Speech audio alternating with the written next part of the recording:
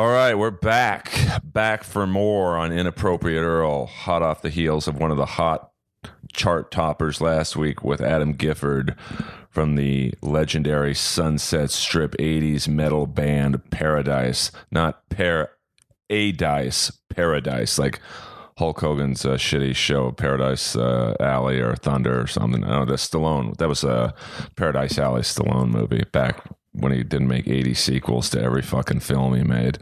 But, there you go. But today, a very special guest.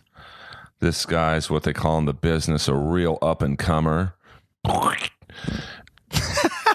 He's one of really my only true friends in the business, even though we don't see each other a lot. If I ever had something bad happen to me, he'd be one of the first calls I would make. If I got a girl pregnant, if I needed porn for a friend of mine, this guy's your go-to guy. One of the funniest comics I know, and I know a lot of them. Give it up for the one, the only Mr. Yoshi Obayashi. Earl, thank you very much. That's a very, very, very nice of you to say that. I'm even surprised you even tried to say my last name. A lot of them are afraid to say it. I went for it. How do you say your last name? Oh, exactly. Obayashi. Obayashi. You're going to just stand there all day? Dude, I move around. Oh, okay. You know, at the age of 46, not at the AIDS of 46, but the age, I got to move around. So we're the same age, too. That's great. And we both look good. We both are 46, but could play 44. First of all, I have to say to my friend Freddie Correa, he told me to mention that he's a huge fan of yours in Vegas. So he told me to say hello to you. And he does a great Earl impression. Does he? He calls into, I believe, Punch Drunk, which is obviously our friends Jason Tebow, Ari Shafir, Sam Tripoli, I think Steven Renazizi on select episodes. He calls into their podcast, and great guys, absolutely great guys. Yeah, I mean, he's a friend. I think he has a podcast as well in Vegas. And if you're ever in Vegas and you need a comedy room, let's go thanks for invite. But yeah. So Fred's a good man, and you're one of the guys I wanted on the podcast from day one. Just a friend of mine who I'm friends with in and out of the business. You were always good to me from day one. What was that room that we met? Was it in Van Nuys? Yeah, it was like a shitty Valley Village, McRed's. Okay, which was now it's a Walgreens. And you could still hear the bad jokes if you go down the diarrhea aisle. I don't want to get in detail, but I remember I recognized your last name, and you were kind of surprised, and it was a fun night.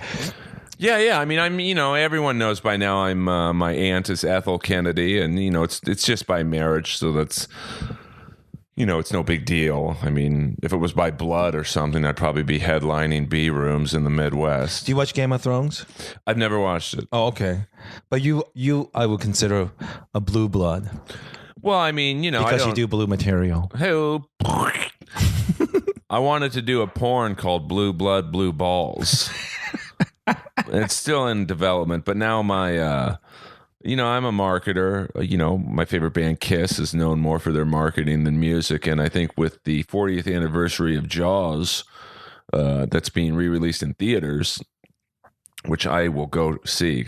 Absolutely. I mean, can we talk about that's a too interesting thing because we're old enough to appreciate that. I'm not really familiar with. I'm not familiar with Kiss as much as you, Jim Norton, and Russell Peters. I mean, those guys love Kiss, Well, yeah, it's like. But when I was a kid, I was a little afraid coming to the States because I didn't know anything of America. And I remember one summer before the trip, we saw interview of Kiss in Japan, and I asked my dad, "What the fuck is that?" And then he was telling me. That's the Americans, So there was a moment I thought Americans all look like that. They do without the makeup. But I did meet Gene Simmons multiple times because of the porn stuff that I used to do, and I have to say he was very, very nice, and I do respect him for a lot for work ethic and talk about marketing genius. Absolutely a genius. Well, I don't know if I would say he's a genius, and it's funny. Oh, do you think he's shameless? Well, it might be one and the same, which is weird because I just saw his kid at my gym, and it's frightening to see his son Nick, who looks really just tall, like right? like a very good-looking, obviously younger version of him. But in regards to his marketing, like. I think he reminds me of a gym I used to work at. I used to work at 24-Hour Fitness, which was before they became 24-Hour Fitness. They were called Bally's. Yeah, and just the worst customer service ever. But their feather in their cap was they knew they could have bad service because tomorrow 5 people are going to sign up. So if 5 of your customers are complaining, it's like, who cares? You got 5 new ones tomorrow. I mean, I used to do the stats at night, and literally on average, I would say anywhere from 5 to 10 people signed up every day. Is that right? So now this was a pretty popular, because it was in a heavily populated area of Santa Monica. So, and there's not that many gyms around. So it's like, if someone comes up to you at the front desk and says, "Hey, man, the jacuzzi's not working. I'm going to cancel my membership." It's like, go ahead. We need the room. We got 5 to 10 signing up tomorrow. All right. And that's what I think Kiss is like. Yes, Bally's was good business, but they could have done so much better business if they took care of their longtime customers, because then you'd have them and the new ones. And it's the same thing with Kiss. Like, Kiss puts out all these awful products, condoms, coffins, beer mugs. Yeah. And it's like, if you made better music, you'd keep your old fan base. I guess it's almost like shotgun approach. Like, you're going to hit something, I guess. Oh, yeah. Instead of being a quality sharpshooter who, you know what I mean? Like, it's a big difference, a different approach to doing business, I guess. And who am I to say, give him business advice? It worked. But what you're saying, like, they could even make more money. Yeah, I mean, if, like, I remember once, and I think I might have told this story on the podcast before. I try not to tell repeat stories, but my ex-girlfriend, Shelly. Sure, wonderful person. Awesome person. We're buds. Had some turbulence after the initial breakup, but we're cool. And we walked into Jerry's Deli one night, and we saw Paul Stanley and the guitar player in Kiss Now, who they dress up as Ace. It's like the Jewish Menudo with Kiss. Yeah. And we sat down, some small talk, and because Shelly used to work with them on their convention tour. And she's a manager for Motorhead, right? Motorhead and Zebrahead, which is a lot of heads. A band, yeah. Not in my world. This was right around when Kiss was releasing the box set, so the conversation got steered to that. And Shelly looks at Paul and points to me and goes, "Paul, this is the guy you should ask what should be on the box set." And Paul Stanley kind of looked at me like, and I know what he was thinking. Who are you to tell me what should be on my box set? And I just looked at him and go, "Paul, I know what you're thinking. I'm the guy who's going to buy it." And I gave him a list of 8 songs that should be on the box set. And I'm not, it probably wasn't because of me, but every song I told him was on the box set. Yeah. So, I mean, because that box set for Kiss was like, this is going to be Gene Simmons was going on. This is going to be the mother of all box sets. Sure. Everyone's box sets will be compared to ours. And, it came out, could have been a lot better. But I'm sure it made them money. But it's like, I think this is not just their problem, but I think when you're that successful and rich and powerful, I think you have a lot of yes men and absolutely. And I've had problems with this with some of my rich friends. Like I know so many people like super rich and famous that there's one commodity that they can buy, which is people being honest with them, Yeah. Instead of saying things that they want to hear, you should tell them the things that they need to be hearing. And I think comedians are famous for that, but some people can hear that kind of stuff, and I think you would have been perfect because not only are you a fan, but you want what's best for them. But you're right. They're probably responsible. Who the fuck is this guy? Well, yeah. I mean, and Paul was nice, he kind of looked at me and it's like I, co-host now Roddy Piper's podcast, Truly one of the greatest of all time. One of the number one heel of all time. I mean, as a kid, I fucking hated him. I'm like, this guy's a dick. I met him through Russell Peters one time years ago. He was really nice. Yeah. Oh, he's the most, and that's the funny thing. When you get to meet him, you kind of expect him to be a dick and bitter and and he's like the nicest guy on earth. But we after WrestleMania, he asked me what I thought. And, he's got to kind of toe the line because, he at some point will go back to the WWE and do things for them. So he can't, and the subject came up of this wrestler, Sting. And Sting's the only wrestler to never go to the WWE. He always said no because he's reborn Christian. And he's like, I'm not going to be involved in some bra and panties angle. And so he finally came to the WWE this year, and it was a horrible match. They totally made him look like a buffoon. Why would they do that? That's the thing, and so Piper can't really say that, but I'm telling him exactly what was wrong with the angle, how it could have been better money for the company if they had had Sting win. Because a lot of the younger fans don't know who he is, which is crazy to me. Yeah, because Sting is like. He's a top. I'm not saying this to make fun of him of age or anything but how could you make fun of Babe Ruth? Yeah. Or Ted Williams of the baseball, and if you're a young person and you don't know about these things, shame on you because all that shit is available on YouTube if you really want to know. And WrestleMania 1, man. I mean, it was massive. I mean, how exciting was that as a kid? Oh yeah, but Sting is like. He's an iconic figure in wrestling. Yeah. And I think a lot of people respected him because he always turned the WWE down. And, I would have loved to have been his career advisor on this because I would have told him, you have to win your first match in the WWE because the fans who don't know who you are, if you lose, are just going to be like, well, that's the old dude who lost who we don't really know a lot. Whereas if he wins, I would even go up to Vince McMahon and I would tell Vince McMahon this. I said, you have Sting win. You're going to have every young kid who watched that show go, who's that guy Sting? I want to buy his DVD and figure out who he is. I want to buy. That's the guy who beat Triple H, who's like the main bad guy right now. And of course he lost. And it's like I don't know how they use him again because it's like they embarrassed him several different ways, which, I won't go into because it's not really a wrestling podcast today. But yeah. I would have loved to have been in Vince McMahon's office and go, don't have Triple H win because he doesn't need the win. Sting needs to win to build his character. So it's the same thing with music. And it's a nice gesture to show respect to a man who deserved that kind of respect, Well, Vince McMahon's a very vindictive dude, and I think he would never admit this. But I'm sure he looked at it as, let's get him over here and let's job him out. In the wrestling world, job him out means let's make him lose and make him look bad.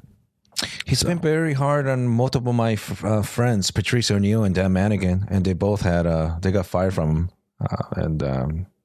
But I had mixed feeling because the guy is a genius. You know what he did with the whole federation and he's cutthroat. I mean, it's like he bought up territories. I mean, what he did was basically put in the comedy because we have a lot of comedy fans who listen. He bought up every comedy club in the world, and you either worked for him or you worked for a substandard company. I mean, it is interesting that his father was against bringing Hollywood and show business element to it, but Vince McMahon, he's the guy who. I think he had something to do with Muhammad Ali and Antonio Inoki in the mid 70s. A huge match. He also had, that scene from Hulk, Rocky 3, and just the fact that he made this thing so much bigger than what it was, and even people who say it's fake, which is a really dumb way to look at it. Man, wrestling, you learn about showmanship. Look at The Rock. He's probably was one of the best. The guy using mic and exciting. There's so much interesting element. I mean, we're both stand-up comedians, but we're also part of the entertainment business. And you could learn so much from WWE and what's theater. Yeah, it's athleticism and showmanship. It's incredible combination. And to me, if you go see ballerina dance, that's not any more different. It's physically amazing what they do, absolutely amazing. And for them to trust from jumping on top of each other. I mean, people got killed. I apologize, the fans of Mexican League, but remember that Mexican gentleman just got killed 6 months? Yeah. So don't say it can't get more real than getting killed in these things, So, or it could be an angle, and the guy will come back. Yeah. I'm just, well, I mean, you look at, yes, the outcomes are scripted and whatnot, but the stunts these guys do it's unbelievable. I watched a match the other day with this guy by the name of AJ Styles, and he last couple of years has been in TNA, which is like in comedy there's A rooms, B rooms, C rooms. TNA is like the C room of wrestling. But it sucks because they had some really good wrestlers who were just stuck there for whatever reason, and he went over to Japan. I think it's called it's either called, because the wrestling fans get so pissed when you get the name of an organization wrong. It's either All Japan or New Japan Pro Wrestling. And it was one of the greatest matches I've ever seen. It's on Axis. I think they televised their thing on Axis TV. And it was like, wow, this guy's amazing. But now he's a little older. But the stunts he was doing with this other Japanese wrestler was just like unbelievable. Fake or not, man. Fake from, the stunts they do are real. And they get hurt. And, you think pro wrestling's, easy to do? Well, you look at probably 100 wrestlers who've died, before 50, and most of the names you would know, because they had to take pain pills and other things to get them through. I mean, it's.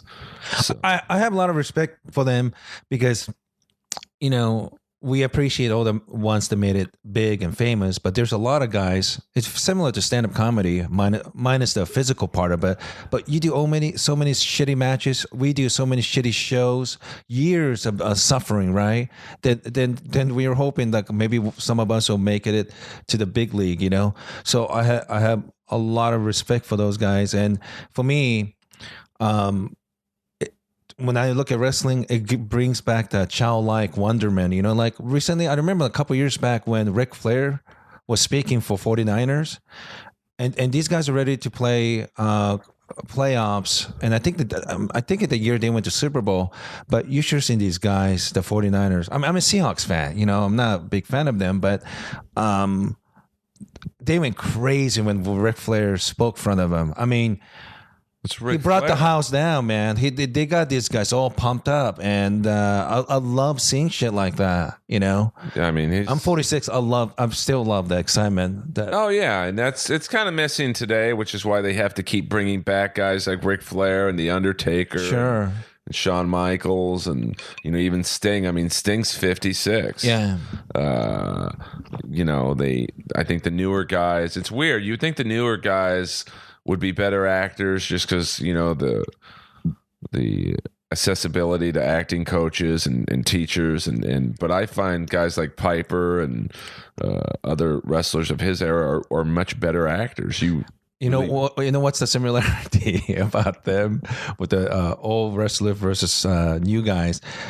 It's like old school porn stars and new guys. A lot of new guys, maybe they're better looking and maybe they're taking pills or something. But I love the old school porn guys, all natural, all heart, and none of these pills that they're taking. Oh, God knows what other crazy shit they're doing to the body.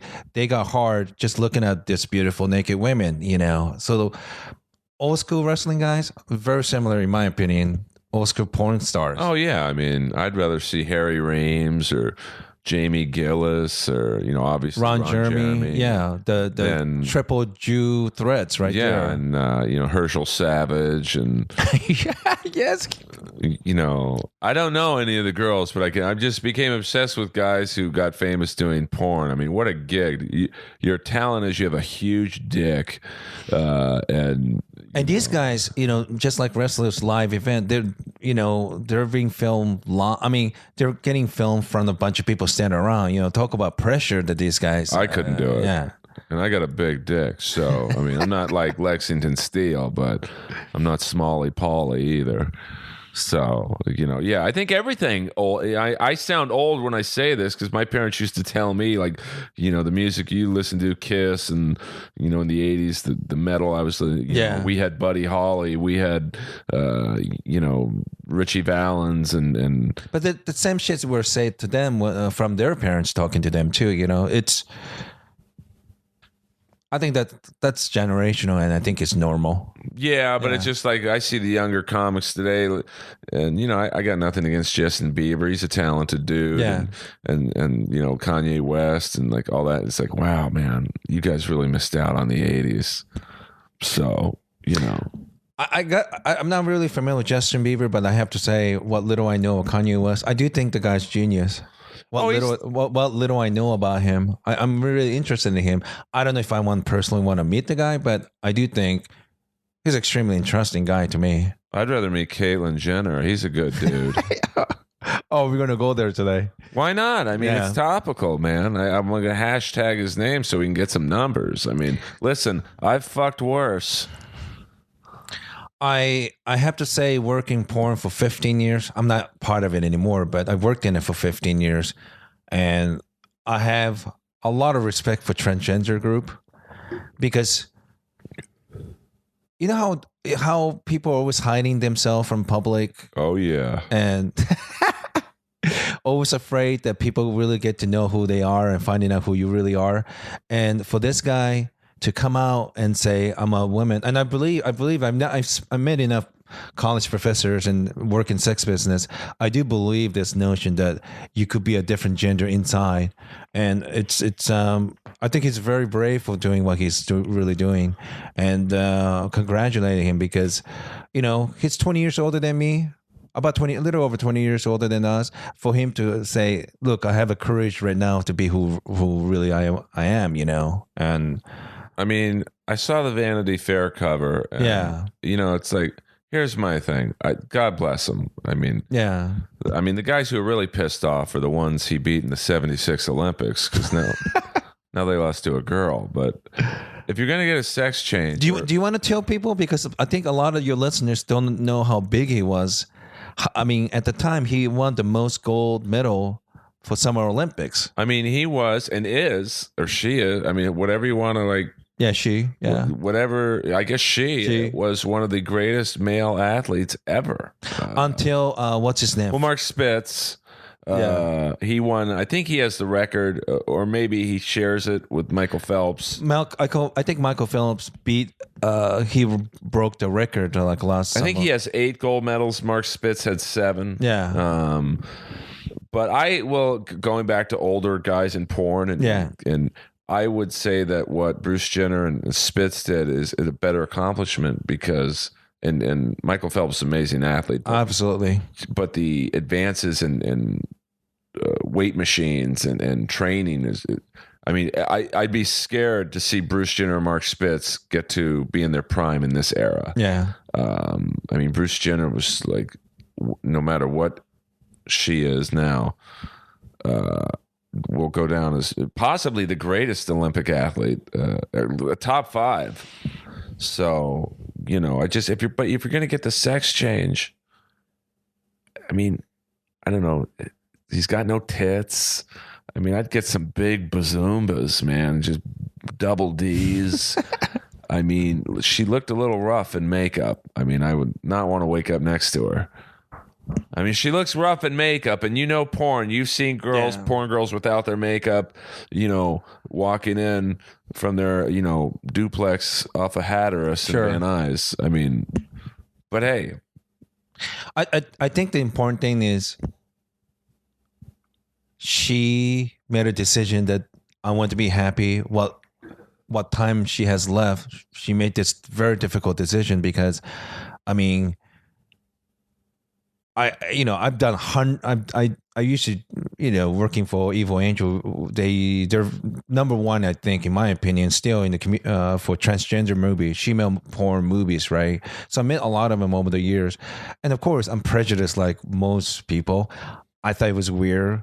I was kind of creeped out, but when you meet them, they're very good people, but very much despised, especially the black ones. I mean, they're really. I mean, you think being transgender and white person is tough. Wait till you're black and transgender. I mean, you got so much prejudice. I mean, they're hated because they're black in some cases, many cases, but even black community, it's not understood, and it's just black people are very religious, so.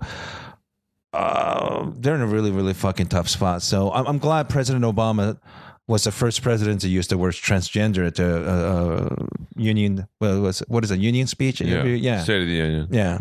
Well, I mean, boy, this is a really weird conversation, isn't it? No, but that's that's what I love about this show. Is like I didn't even know we were going to go talk about this. I don't plan any questions, because you want to get like. So tell us what doing this is like, listen to someone else's podcast. Sure. Because I travel a lot, and I think all these things have they're related. And I think stand-up comedians don't get enough credit. But I think we're very perceptive. At least the ones I like, but the reason why we should show sympathy to Bruce Jenner or Caitlyn, whatever is the new name, because I travel a lot overseas. There's always the concern of anti-Semitism, right? Sure, but really, anti-Semitism is really not about Jews. It's really about hate, because you think just hating Jews, and once you get rid of every one of them, the hate's going to end. No, they're just going to look for some other thing to hate. So when you hate Jews or blacks or transgender people, I mean, people should be a little bit more careful, because that stuff, once it's started, it's very tough to stop. Oh, I agree. So these people who pretend to be perfect, like the Nazis and stuff like that, we as a comedian, I think we have obligation to encourage imperfection. It's the imperfection that make people lovable. So we're here to talk about this kind of shit. I don't know. Does that make sense? I don't know. Yeah. And I mean, listen, Hitler was the first Bringer Show promoter. I mean, 6 million people. That's a hot crowd. Holy shit, he would fill arena like Russell Peters. Yeah. He'd make Russell look like an open micer with the crowds he draws. And you know what's weird? Where he made some of the money? This is kind of odd trivia. There's many stamps with Hitler's picture during World War II. Well, guess who took a lot of the cash because they used his image? It was Gene Hitler. Simmons? Imagine all the T-shirts that he probably sold during those concerts. Oh, trust me, if Gene Simmons wished he was around during the Holocaust, he'd have Kiss coffins just on a conveyor belt. Give you a discount to your family, half off. But I mean, I think most podcasts are kind of boring, and they're just the standard questions. Tell us what it's like in comedy. Tell us what it was like editing porn. I don't know what we're going to be talking about in 5 minutes. So I'm talk so much about porn stuff, and but I think you asked me good questions. Like I don't remember last time doing podcasts talking about porn that mentioned male talents. I think you're probably one of the first ones. It's always like girls. It's some same dumb questions. Yeah, who has the biggest pussy? Yeah, and I don't watch porn, which is weird because it looks like I produce it, but I've never liked porn. Like I don't, especially now with Blu-ray, high def 3. I mean, this TV screen, you watch a hockey game, you think they're playing in your TV. Like it's I don't want to see some girl's vagina after Castro and Lexington Steel DP'd her. When you see HIV virus literally walking across from his penis into their vagina, I mean that's too much. What is this? Clarity. Vince Voyeur film. I like talking with you because do you know Bill Simmons? The ESPN guy. Yeah, the sports guy. I think the guy, he recently got fired, but to me, he's probably the number one most important sports reporter. Not reporter, but somebody who talks about the importance of sports. But the key of his success is how does someone who knows a lot about Boston sports scene and talk to the national media, because not everyone's going to be Boston sports fan. He did it through making reference to pop culture. Yeah. Right. And you really are absolutely like top 2 or 3 guys in the business making pop culture reference. Because sometimes you make an obscure reference, it makes me laugh. You kind of remind me of the guy who does Mystery Science. Right. Was it 2000 or 3000? I can't remember the number. Science Theater 3000. 3000.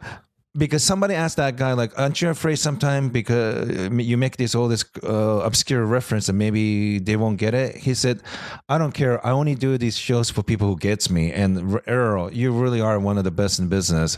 Because those references, man, whether it's music, porn, wrestling, hockey, politics, you're really good at those references, man. It makes me laugh. I mean, I thank you, first of all. And that you make effort doing that, you know? Well, I talk about what I know because I think that, you know, I don't know how long stand-up has been around. I don't know who the first comic was, but Mark Twain's. Right. Well, I mean, Hitler, he had a hot 10 minutes.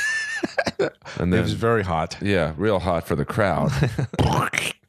But, you know, let's just say stand-up's been around for 50 years, 60 years. Everything's been talked about, you know, so... You know, how many Bruce Jenner jokes, Caitlyn Jenner jokes are you going to hear in the next year? That's the fear that comedians have for being a hack, which is anti being original. Yeah, but I mean, it's also, I don't think it's hack if you really, like, if you follow sports and you know who Bruce Jenner was as a man, you know, I think, I like anyone named Bruce, by the way. Yeah, I bet. Bruce Margold. I used to play touch football with him on Saturdays. He's a porn star. William Margold. I'm sorry, not Bruce Margold. But I had so funny. He lives not too far from here. Oh, he was a great dude. We had a wild bunch on Saturdays in Beverly Hills that would play touch football, and the games got pretty aggressive. But William Margold would play, and he's a legend in the porn business. Absolutely, yeah. And the guy who most people don't know of because he's kind of an '80s criminal, but Joe Hunt, who was the founder of the infamous Billionaires Boys Club. And they killed the Ron Levin, I think was his name. There was a businessman who had shady dealings with these guys. He ended up disappearing. Some people still today think he's alive. Yeah. And Joe Hunt would come and play with us. And even back then, I'm like, oh, that's the guy from the Billionaire Boys Club. Oh, I don't know anything about that. Well, as an investor, you would love it because it's a great, well, it's a, you know, if the guy is dead, it's they did a TV movie about it. It's just a bunch of young, you know, basically what is now hedge fund investors who, you know, into the money, the lifestyle, and this guy. Hedge fund, as I like to call it, Jew magic. Yeah, not Hedgehog, Ron Jeremy, but so he used to play, and some of these B movie actors, and so it was a wild, you know, that's what I love about growing up in this area. Yeah, that just, you know, just something as mundane as touch football on a Saturday ends up you're playing with a porn star, you know, a guy who, you know, ended up, you know, allegedly killing someone, you know, and like you were playing football with him. So you're right. Did you watch Breaking Bad? You know, it's weird. I've never watched one episode. Oh wow! I wish. I was a Sons of Anarchy guy. I need to finish watching that series because I freaked out when God, what's her name? Peggy. Peg Bundy. Yeah. Right. What is her name on Emma Teller? Man, when I saw her getting raped, like fuck, I can't watch. I couldn't watch when she was getting raped. Was it season 1 or 2? No, it was season 2. And it was Henry Rollins. He goes like, "Excuse me, man." Don't say the line. He said a word that, let's just say, rhymes with bigger. Okay. He said, "Tell your old man to stop selling guns to the Mayans and the." Yeah, but we'll do this again. And he said, "Excuse me, man. I'll be quick." And he started raping her. I'm like, "Oh, I couldn't. I don't know. It really creeped me out when I saw that." But I'll probably watch the series because too many people say how great it is. But what made that scene even better, and you can say this for the whole show, is Kurt Sutter and whoever was in charge of putting the music to certain scenes. Yeah, they played. It was a Bob Dylan cover. something county fair. Yeah. And it was just the music fit that scene. It was a very haunting cover of a Bob Dylan song, and like even the end scene in season 7, when the ending. I won't tell you what happens, but the song just fit the finale. Yeah, I'll watch it because I love the Shield and Sutter did that. Yeah. And I know some of the gangs that made reference to in Sons of Anarchy. I remember they mentioned that in the Shield. The reason I mentioned Breaking Bad because my friend Joey Kurtzman, he was telling me one of his Little League baseball coach was the main character from Breaking Bad. It's so strange. If you live in Iowa or Kansas or whatnot, that sounds like a strange thing, but it does sound pretty common if you live here long enough. Like somebody will know someone in porn or someone in a major Hollywood movie or TV show. It's just like, this is a very creative place. And I know people in the East Coast, like New York City, and I have friends over there always bash in LA. But to me, I love New York City, East Coast. They're amazing. But they're looking at old world, the Europe, right? To me, Los Angeles, it really is the city of the future. We're looking at Asia and Latin America. And that's just a reality. And even people who do stand up in New York City, they know eventually if they want to make it big, they have to come to LA. Yeah, This is it. This is a mecca of entertainment. Sorry, Muslims. Sorry, buddy. You want the Mecca, you better start praying towards Wilshire and Doheny, or William Morris says. Mazel tov. Yeah, Lahaim. New York's it definitely is a better stand-up town from the standpoint of. But this is the entertainment capital. Yeah, you have to. You have to be, and this is what I call the Golden Triangle entertainment. It's L.A., Vegas, and San Diego. And why San Diego? Every summer they have San Diego Comic-Con, and everything related to nerd, TV, movies, all that shit is just covered every summer there. It is a Super Bowl of entertainment. So to me, this whole 3 area is so important for the entertainment business. So they could bash all they want. They could call us fake. I don't think fake is the right word. It's more nuanced, but it's such an interesting, creative place. Oh, I mean, New York's, we did, that show I do Tuesday nights at the Comedy Store, Roast Battle. Yeah. We did a show in New York, and it's like, wow, this is an amazing city. But I love New York City. I don't have anything bad to say about it. But some people in the East Coast, especially the one never been here, have to say stuff. But to me, man, I love Los Angeles. It is my favorite city in the whole world. And I've been over 44 countries, for God's sake. Yeah. I'll continue to visit because I think every time I come back, I appreciate more about LA. But here I am, this dumb kid growing up in Washington State and California. When I go to Amsterdam, do shows and watch a movie there, I'll see every other movie I see. I'll know someone that I know. Yeah. Ken Jeong, Zach Galifianakis, all those people that like Nick Schwartz and all the people that I kind of met throughout the years living here. And all those people too. It's just amazing. Like, holy shit, I know these people. Oh, yeah. You watch the Comedy Central roast. You're like, I just did a show with Jeff Ross, and, I know Chris D'Elia, and Sarah Silverman, Cool people. They're just cool people. That's the great thing, is that most of these people, you'd think someone who's as successful as, say, D'Elia would kind of be a dick, and he's like the nicest dude. I remember you used to doing that dirty show, Fel Baron, and I remember he was doing it, and he was a very nice guy. Everyone on the show was very cool, and it's really nice to see him work hard. I know some people probably give him a hard time because I guess his dad's kind of connected in show business. But he still's got to do the work. Yeah, and he did the work, and I have never heard anything bad about him, and it's really nice. Like every time I see him, he wasn't one of those guys like once they became famous, like they kind of cut you off. He still said hello. And, yeah. Has his friends open for him on the road. And like Phil Varone, for those of you wondering, that's probably the only guy I don't like in the entertainment business. What happened? Well, I'm the guy who I originally met him through you, and I got him his gig at the Improv. I took him down there, introduced him to Rita, and Rita's like, I don't want to get too inside for people listening who's Rita, but she's the boss at the Hollywood Improv. Yeah, wonderful person. Yeah. She, basically said, who's this Phil Varone guy? Is he funny? And I'd never seen him before do stand-up. And he started having these shows, monthly shows, right? Yeah, rock and roll comedy or something. Yeah. But I got him the gig. Yeah. And his thank you was putting me on the 5th show, like on Christmas weekend. There's no one there. Yeah. And it's like, dude, I should have been on the first show. I should have been the first phone call you made. Earl, thanks for getting me this gig. You're on the first show. So, I haven't seen Phil for a long time.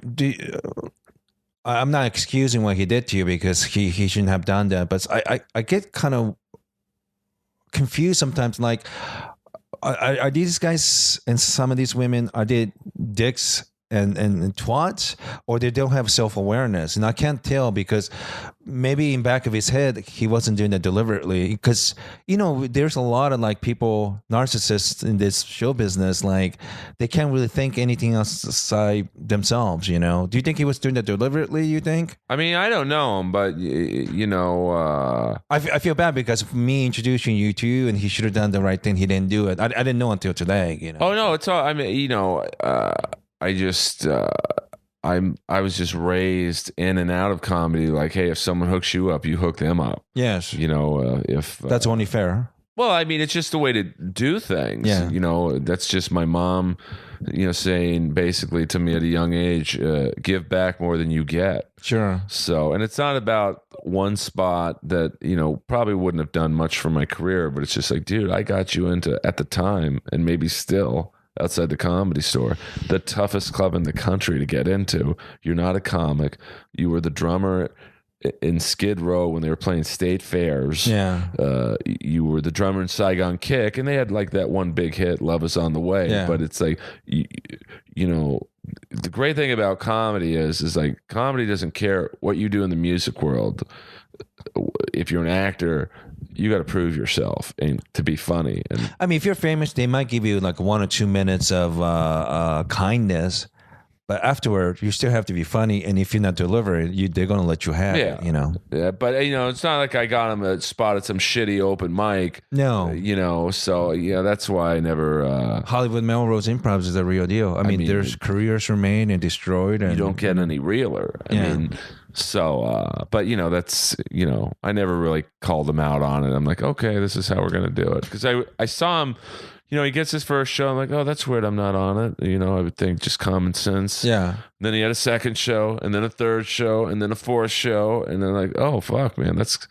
And then my girlfriend at the time, Gail, she had a show at it's kind of a hot show for a while on Thursdays at a bar on Melrose. And he was on the show, and he's like, comes up to me because he wanted to, or he wasn't on the show, but he was trying to get on it that night. Yeah. And he knew me and Gail were hanging. And so he's kind of up my ass a little bit to get on the show. He's like, yeah, man, I got to get you on my show at the Improv. I'm like, what? I mean, so, but, that's probably the only guy I really ever had a problem with in this business. Yeah. It's that nuance thing that people just forget, Well, it's like if I was a struggling musician and Phil's like, hey, I'm going to recommend you to Skid Row and be their drummer, and I end up getting the gig, I'm going to get him something that week. Like, hey, let me make this call for you or whatever. But you have to show some appreciation, and you don't take people for granted, And unfortunately, a lot of successful people I met, they kind of forget. The guy who don't forget is our good friend, Russell Peters. Oh, I mean, He never forget. He's like he always he's always keep his promise. I brought his name up the other night at the Comedy Store. There, now everyone's trying to go to the Comedy Store because it's a new regime, and comics who haven't been there in 5-10 years literally are coming. Well, Bert Kreischer just went there for the first time in 10 years. Yeah, I mean, you got comics like him, and he's great. He should be in there. Comics like Russell are performing there a little more than he used to. Bill Burr's there much more than he used to be. It's almost like some shitty sports franchise that eventually somebody died or somebody got fired. They're able to finally turn it around, because I never understood. It's a good location. location, the tradition and history of that place. I mean, Leno, Letterman, you name it, all the big names went through that place. But there was a period like 5-6 years ago. It was like negative vibe, and nothing to do with comedians. But I didn't quite understand what was the deal because I don't really know that club well. But last few times I went, you feel this really positive energy that I haven't felt in a long, long fucking time. Well, it was a talent coordinator. Yeah. He I didn't like the guy. Full disclosure, because he was always a dick to me. I haven't heard anyone say good things about him except Aiko Tanaka say he was really nice to her. But in Aiko, and not I won't say in Aiko's defense, because I love Aiko Tanaka. She's awesome, very funny. Yeah. She was one of his favorites, and that's cool. I don't hate on people, but in my case, he would like encourage me to come, even though he had no intention of passing me. I mean, zero. And I know that he recently told someone he was trying to figure out a way to get me in. And I know that was a lie, because when he got fired, he gave the new talent coordinator a list of 3 or 4 names. These are who I want passed next. Yeah. And I wasn't on all black people, right? Well, trust me, if you knew his true thoughts on that part of society, no. But I mean, he was nice enough to give me an audition years ago one time, and Mitzi Shore was there, but she was sleeping the whole time. So like I did my set, I did all right, and I got a phone call like a day or two and said I didn't pass or something like that, which is fine. But I thought it was kind of funny that she's supposed to make a decision. She was sleeping, So well, she was, she's pretty sick, and I think that dude who was, Tom, he took advantage of that, and he seemed to love shitting on successful people. Like, was he trying to do comedy? No, he was a kind of a unsuccessful musician. I see. I liked his music, to be honest with you, but I could never tell him that. Because, he had so many people up his ass. Yeah. I could never say, hey, man, because, he's a little older than than you. Not much. I think he's around 50, a little over 50 maybe.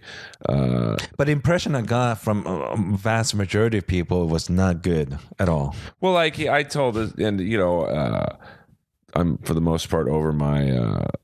I wouldn't say bitterness about him, but I definitely say my disappointment in how he treated me. Like he told Rob Schneider once, and Rob's one of the biggest names in stand-up. He just is.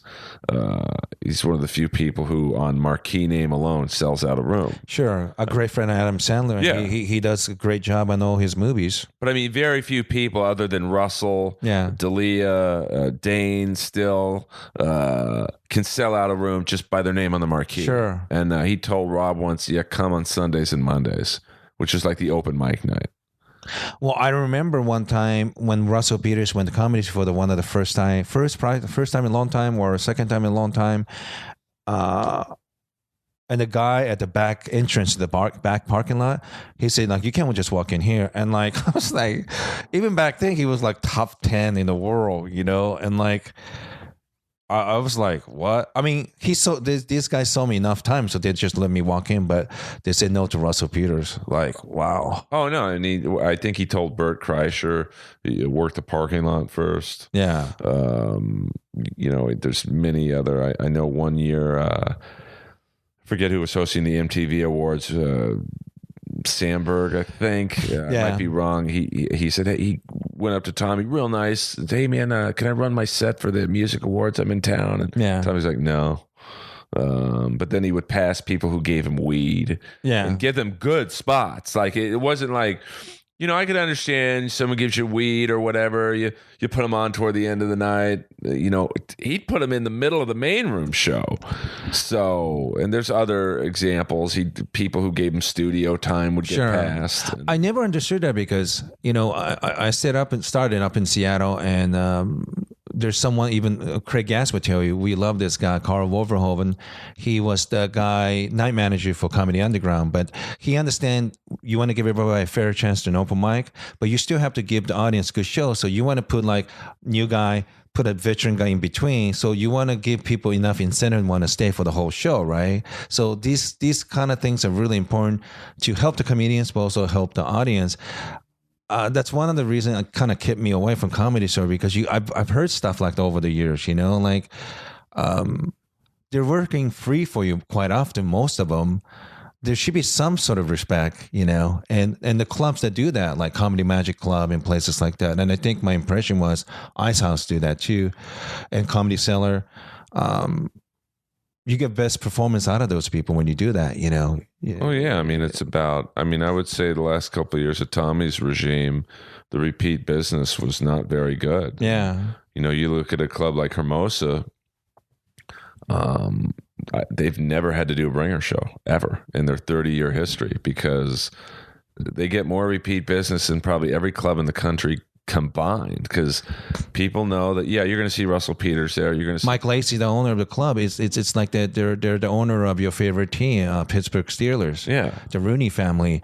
You put quality product, you do the best stuff, best lineup, and you give also good food and drink and service. And that they're the only one of the few club in the country where you show up, you're not even on that show that night. They want to feed you and take care of you. It's that kind of like commitment to excellence. Yeah, that makes comics want to fall over each other to get in there. Yeah.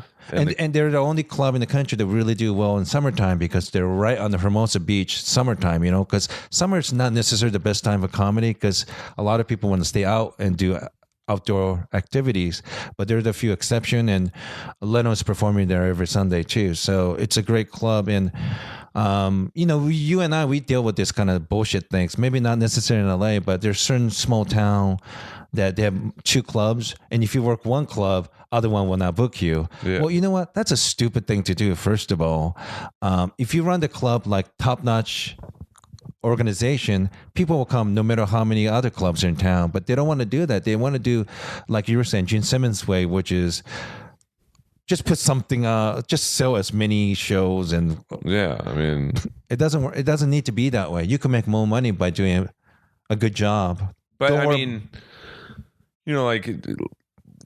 getting back to the store for a second, just the whole Tommy thing is like, it hurt. He really hurt the club's business the last couple of years because what happens when he mistreated Schneider? Schneider does a show now once a week or whenever he's in town at the Laugh Factory, and it's standing room only. That show could have been at the Comedy Store. I heard there was a couple of years ago when Louis showed up. He said, "I'll do one show, everything cash, blah blah blah," something like, I don't know, but. I don't know if it's true, but I heard something happened where they did something weird with the money or mistreated him or something, so he went elsewhere. So I don't know if these are true, but this is what I hear from people. Well, what I heard was he had basically told Louis he's a writer. It's I don't. I mean, the guy knew nothing about talent. Yeah, but my opinion on him to this day, people discount it because they're like, "Well, you're just mad he didn't pass you, or bitter, or whatever." And I'm certainly disappointed, given a lot of people who he did pass. It's like, fuck, man, I just did a room with this person. They couldn't either follow me, and I'm not that hard to follow, to be honest with you. So I think it's kind of hard. Well, I mean, it depends. I mean, you're a great comic, Earl. Well, you're one of my favorites as well, and I just don't say that. You, Brody Stevens, Don Barris, under 5 or 6 comics that I will stop what I'm doing to watch, and that's the highest compliment. Yeah, I think you're saying it because it's not just you, but you so miss injustice against other people who deserve to be treated better. Well, I mean, the girl that I was passed with, Candace Thompson, she should have been passed years ago, regardless of her being a girl. Yeah. Me and Candace never would have gotten a showcase under Tommy. Yeah. I mean, and the recent person who was passed at the store, Eric Myers, he never would have been passed by Tommy. So you're happy for people like that, and like my friend. Well, they never passed Louis. He was talking about that Letterman show. Yeah, well, I mean, it was the only club in the country that he never passed. So I mean, well, and then I'm happy for my friends like Jason Galern, who's one of the top comics. He's another comic who I will stop what I'm doing. If I'm talking to a girl and I see Jason on stage, I will leave the girl and watch Jason. Hilarious. He did a Tonight Show too. Yeah, Jeff Richards, was not getting spots under Tommy. And, full disclosure, I'm friends with Adam, the new talent coordinator. And, I think part of the reason I got passed was he saw me 4 years ago at the Tempe Improv with Schneider and Jeff. And, ever since then, he's like, okay, this guy, opening up for Russell Mhm. in a tell. We have incredibly tough jobs when you walk into a theater or a sold out Tempe Improv. Yeah, it didn't come to see us. I mean, literally, you're in a room with 500 to 600, upwards to theaters, 2,000 people. Yeah. Not one person is there to see you. Right. And so if you win that crowd over, you're good. And, hopefully. Our job is to make them even look better, warm them up, But I know of a lot of, which is why I always respected Rob and Russell. I know a lot of big comics would take shitty comics out to make them look even better. Yeah, and you're absolutely right, because I have so much respect for Russell, but I remember one year he took Joe Coy to open for him, and that guy's a motherfucker to follow. Absolutely motherfucker to follow. He get the place go around crazy. And he was one of the few comics on Tonight Show got standing O when he did his 5 to 6 minute set on Tonight Show. So for Russell to bring someone like that, because he knows that will make him even better. It's like playing tennis. Like the better player you play, you get better, right? So it just shows how much of a professional and solid guy he is. He's not afraid to follow anyone. Oh no, and because he's great, and the whole crowd's there to see him, and it's like that's why I respected Schneider. I still do, because for about 2 or 3 years it was me hosting, and I would do.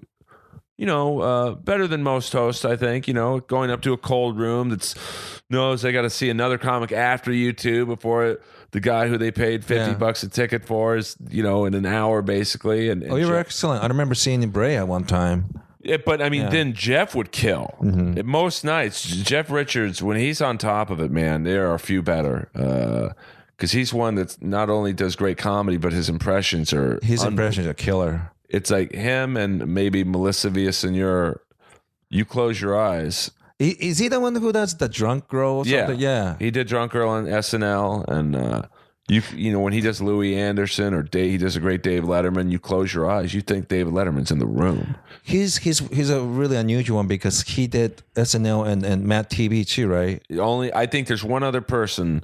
That's like being Playboy in Penthouse. Yeah, but for a long time he was the only person to be on both shows, and but that's why I respected Schneider. It's like, because Rob would do an hour, more than an hour usually, and it's like he, one of the few people I've never seen have a soft spot in a set. I mean, for an hour and 15 minutes, he was killing.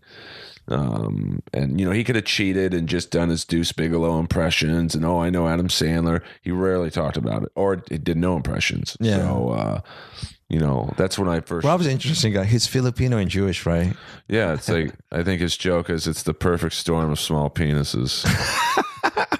So he, that's why I always respected him, and I know Russell would take you out, and like I saw you kill at the Wilter and opening up for him, and it's like, a lot of comics would have taken the substandard comic out so they can just,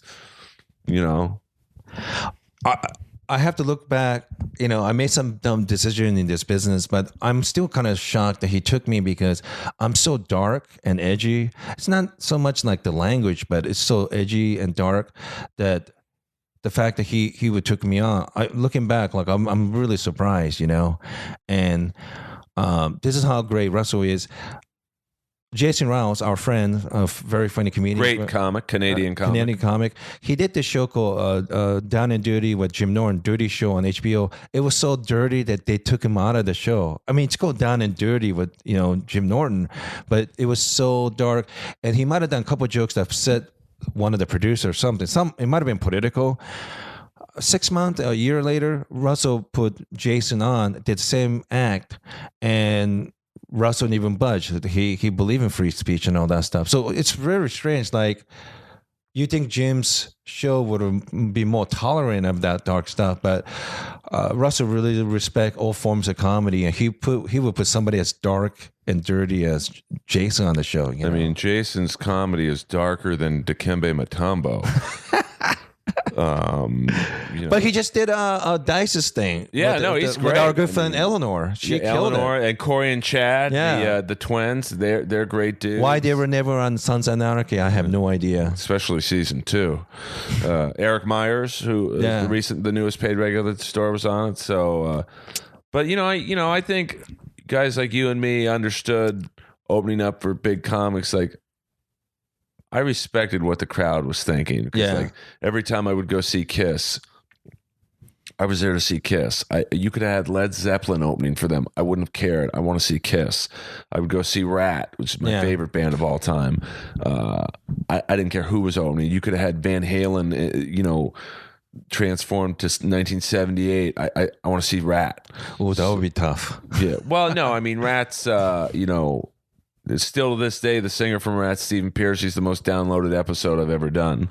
Is that right? Yeah. What do you think? Why do you? Well, I think Rats,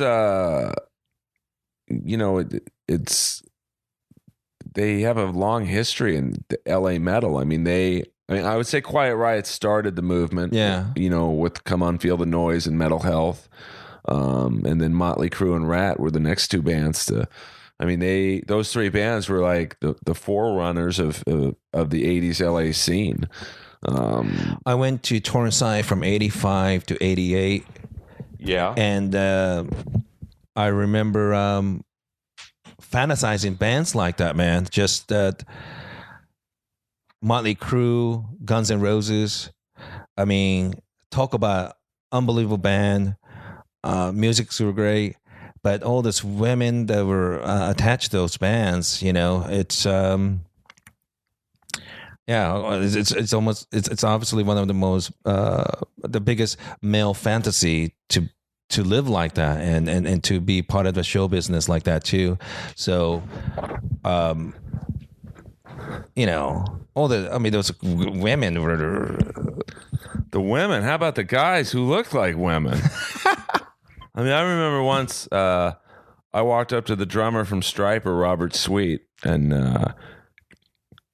they were known for their yellow and black Bumblebee outfits. Yeah. They were Christian metal band, and they would throw Bibles out to the crowd. Sure. And I walked up to him, and comics, we're always trying to get a laugh somewhere. And I'm like, hey, Mr. Sweet, I always wanted to fuck you till I found out you were a dude. And he kind of looked at me like, fuck off, kid. But, it was just such a great era. And, it's an era, like, once again, going back to porn actors and movies. And I couldn't imagine what would have been like to be a Motley Crue in the '80s. well, I mean, I was on the scene, like going to the shows. Yeah. And, I lived right off the Sunset Strip. So, like, any parties I would go to would normally be in the Hollywood Hills. So I had to drive through the Rainbow and Gazzari's, which is now Jay-Z's club. Yeah. And it was, I still to this day don't think I do a good job of accurately describing it. It was literally like from like Sunset and Doheny to, say, the Comedy Store. Yeah. It was like an ant farm of horny people. Yeah. I mean, such an era. And it wasn't just the metal explosion. It was also the stand-up comedy boom. So, like, you could go to the store or the Improv, which is not on Sunset, but relatively close, Melrose, and see Dice, Sam Kinison, and then you could go to the Troubadour, which is on Santa Monica, see Guns N' Roses, see Rat, see Motley Crue, or Gazzari's, and see Van Halen, when they first kind of got going. And, it was just, you don't get that now. It's like there's no boom of anything. Well, I mean, the Coke was so big, holy shit. Oh, yeah. I mean, and there's another dude who I always try and bring this guy's name up when I talk about the music scene in LA, and he's kind of porn related because in the infamous Four on the Floor murders that involved John Holmes. Oh, Wonderland Murder. Yeah. The Wonderland Murders, Eddie Nash. Right off the Laurel Canyon, Eddie Nash, who is Lebanese businessman. I think he's still alive. No, he's dead. Oh, is he dead? When did he die? A couple years ago. I'm obsessed with him because of his history in not just LA clubs, but the music scene. He had He was a creepy dude. Like he would shit and make girls eat his ass out because he had so much coke. Boy, that guy sounds like a real hoot. But he had those fucking robbers murdered. Really? Yeah, well, he owned the Starwood, which was, it's funny now, it's on Santa Monica and Crescent Heights. It's now a Russian deli, but they still kept the outer shell of Russian the Starwood. deli. Jesus, Mob Central right there. But it's like I just every time I walk my dog by that building, yeah. I think of, wow, Van Halen played here. Quiet Riot got their start there. And, you know, Quiet Riot's kind of looked at as a 1-2 hit wonder and flash in the pan because their rise was pretty quick. But, you know, people in the LA scene they shouldn't forget that, you know, Quiet Riot at one point was seen as Van Halen's main competition, especially when Randy Rhoads was in them. Is that right? Yeah. You don't really, because you see the Quiet Riot that got, you know, big in, I think, 83-ish. Well, they literally got kind of quiet. Yeah, there was no Riot after like 85. But that was the singer's fault, who's since passed away. But Eddie Nash was like, not only did he own the Starwood, but he owned the strip club where I think Jimmy Kimmel is filmed now, the Seven Seas. He owned gay clubs. Yeah. He owned the hottest, I'll never forget this club. It's on Beverly and La Cienega, and it's a gas station now, but the Odyssey, which was like an all-ages club, and just wild scenes there, and he torched the place when it stopped making money. And well, he really is one of the sinister character in Los Angeles history. Yeah, I mean, a lot of people don't put two and two together, but like in Boogie Nights, I was going to say there's a scene where the Asian guys doing those firecracker thing, and they're hanging out with that guy Alfred Molina. Yeah, basically he's playing Eddie Nash. Absolutely, there's no question about that. And then in Wonderland with Val Kilmer, Eric Bogosian, who kind of looked like Nash a little bit. He did a killer job, and you know, Nash always had the huge black bodyguard, if you remember the Boogie Nights. Sure. And that murder case is so interesting because it was one of the first murder cases that they used video camcorder to record and film the crime scene. And they're saying it was basically the beginning of the precursor to O.J. Simpson case and things like that. So it was historically interesting case. But I think that Val Kilmer movie, if you got the DVD, there's a special feature where they showed a clip from that. Yeah. And think I was grainy because, I mean, it just blood splatters everywhere. I mean, these people got murdered, bludgeoned to death with pipes and baseball bat. I think one person survived.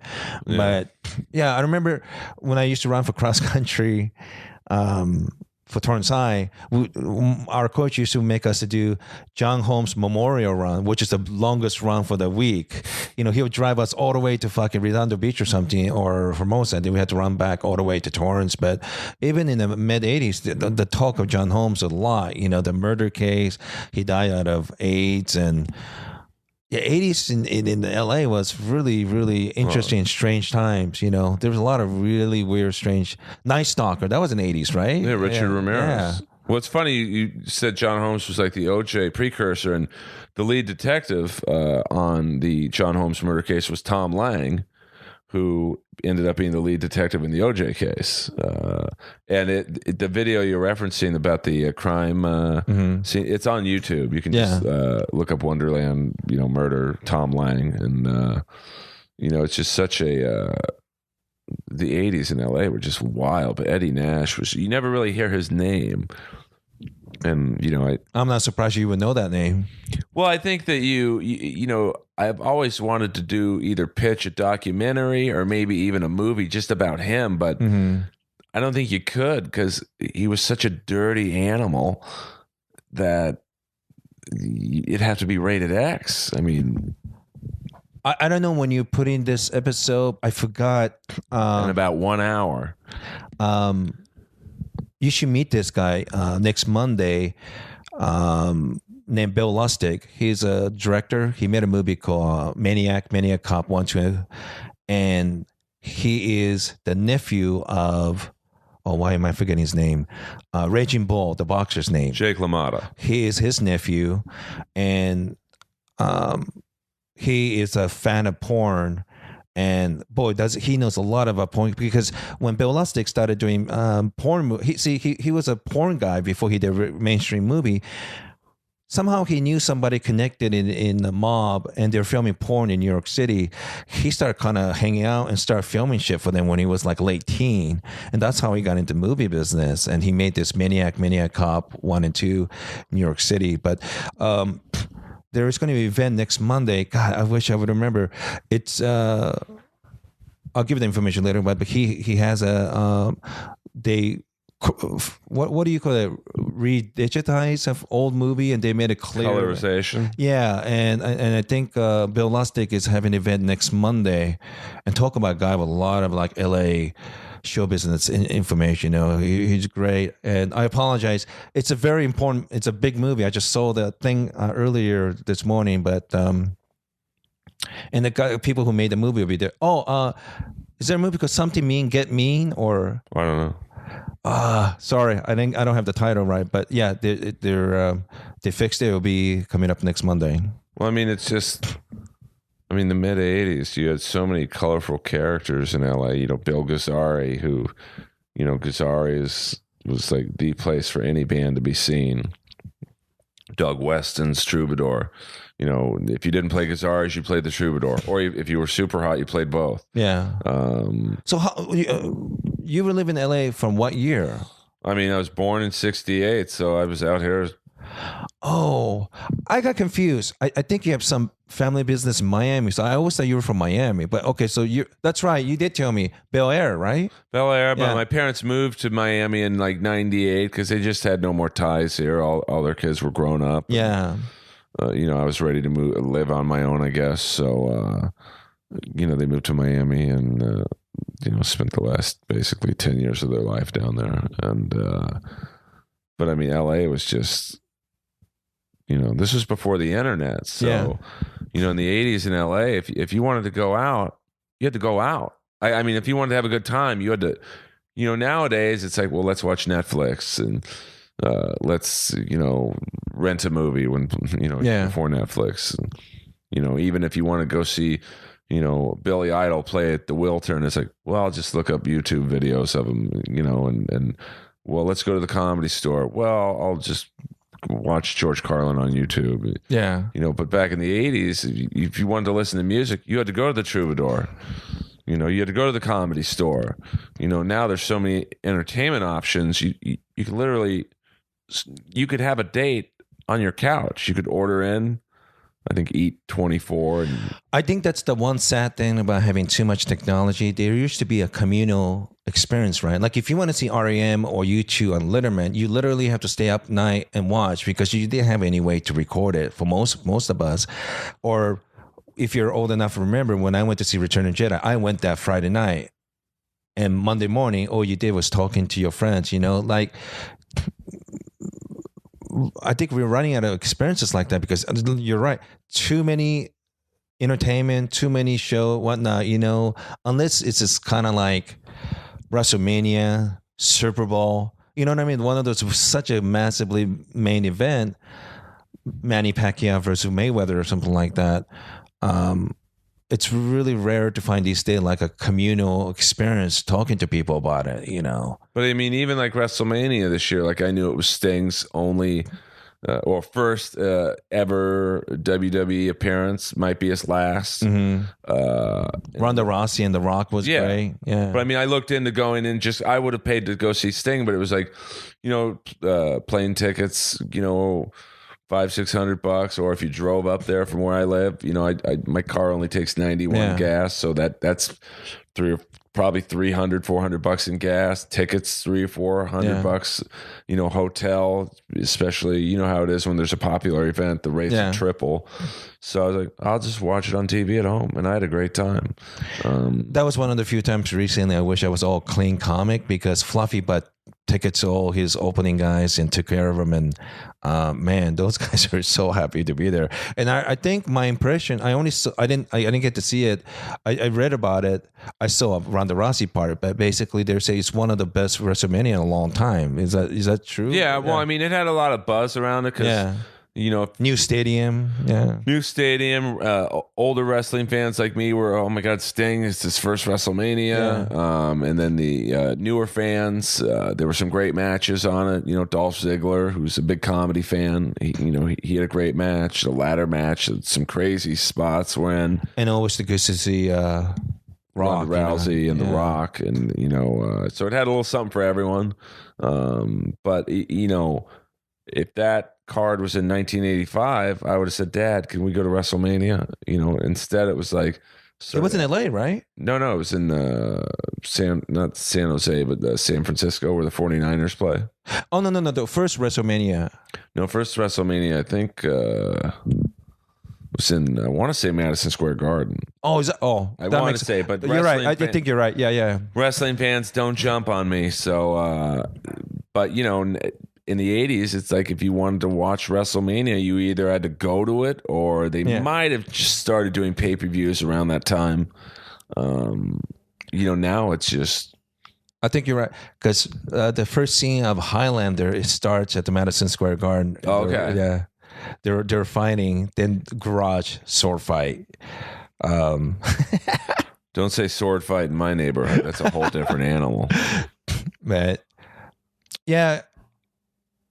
I didn't have that strong feeling about that stuff from the 90s or this decade, but I have to say something about 80s, man. It just, maybe because I was in high school still. Well, yeah, I mean, I think it's hard to explain it. It's like you had so many bands in their prime. I mean, of all different genres. Springsteen, a prime Springsteen. The 80s, Motley Crue, a prime Motley Crue, Judas Priest, Iron Maiden. Well, my aunt thought I was a devil worshiper because I was listening to Iron Maiden and Motley Crue.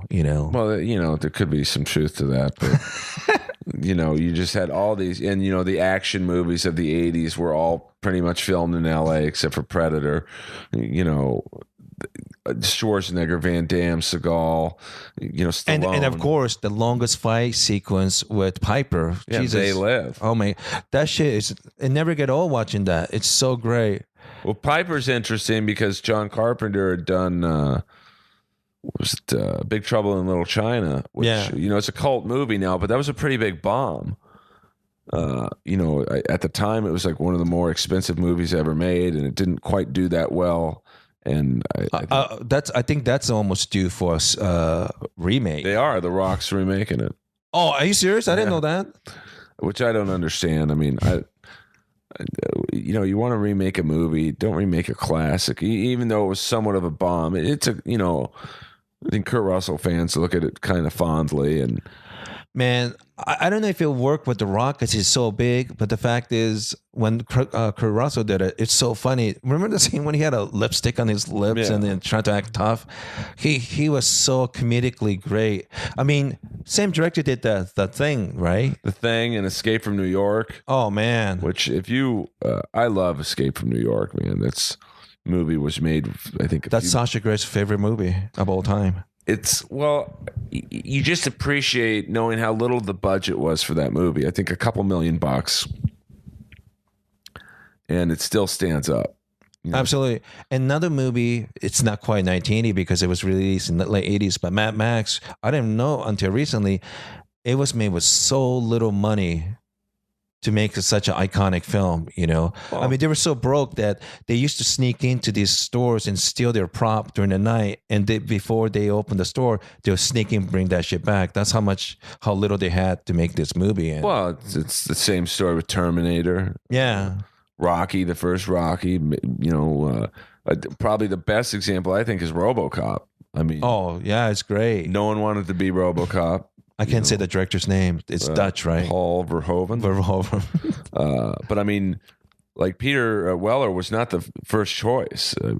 Actually, the first choice was great character actor Michael Ironside, who him as kind of the badass drill instructor in Top Gun, like the guy who really hated Tom Cruise. Oh, that guy. Not Tom Skerritt, the guy with the mustache, but there was the other guy. And he was too big for the outfit. Yeah. And I think there was one or two other actors, same thing, they were just too big. And finally, Peter Weller got the gig because he fit in the suit. But that movie was made. I mean, if you look at that money, you go, wow, they made this for nothing. Every scene was filmed at night because they like couldn't afford daytime shoots. But it was such a classic film, you know. No, but then you get to like RoboCop 3 where it's like, this is awful. And clearly they had more money in the budget. And, you know, same thing with Terminator. Sometimes it's not all about money, you know. Like they keep remaking Godzilla film, and like they don't understand the charm is when you see Godzilla, there's a Japanese guy inside.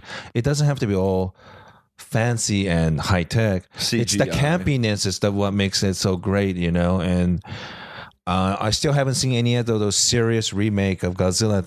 You know, I mean, it's like my favorite Godzilla.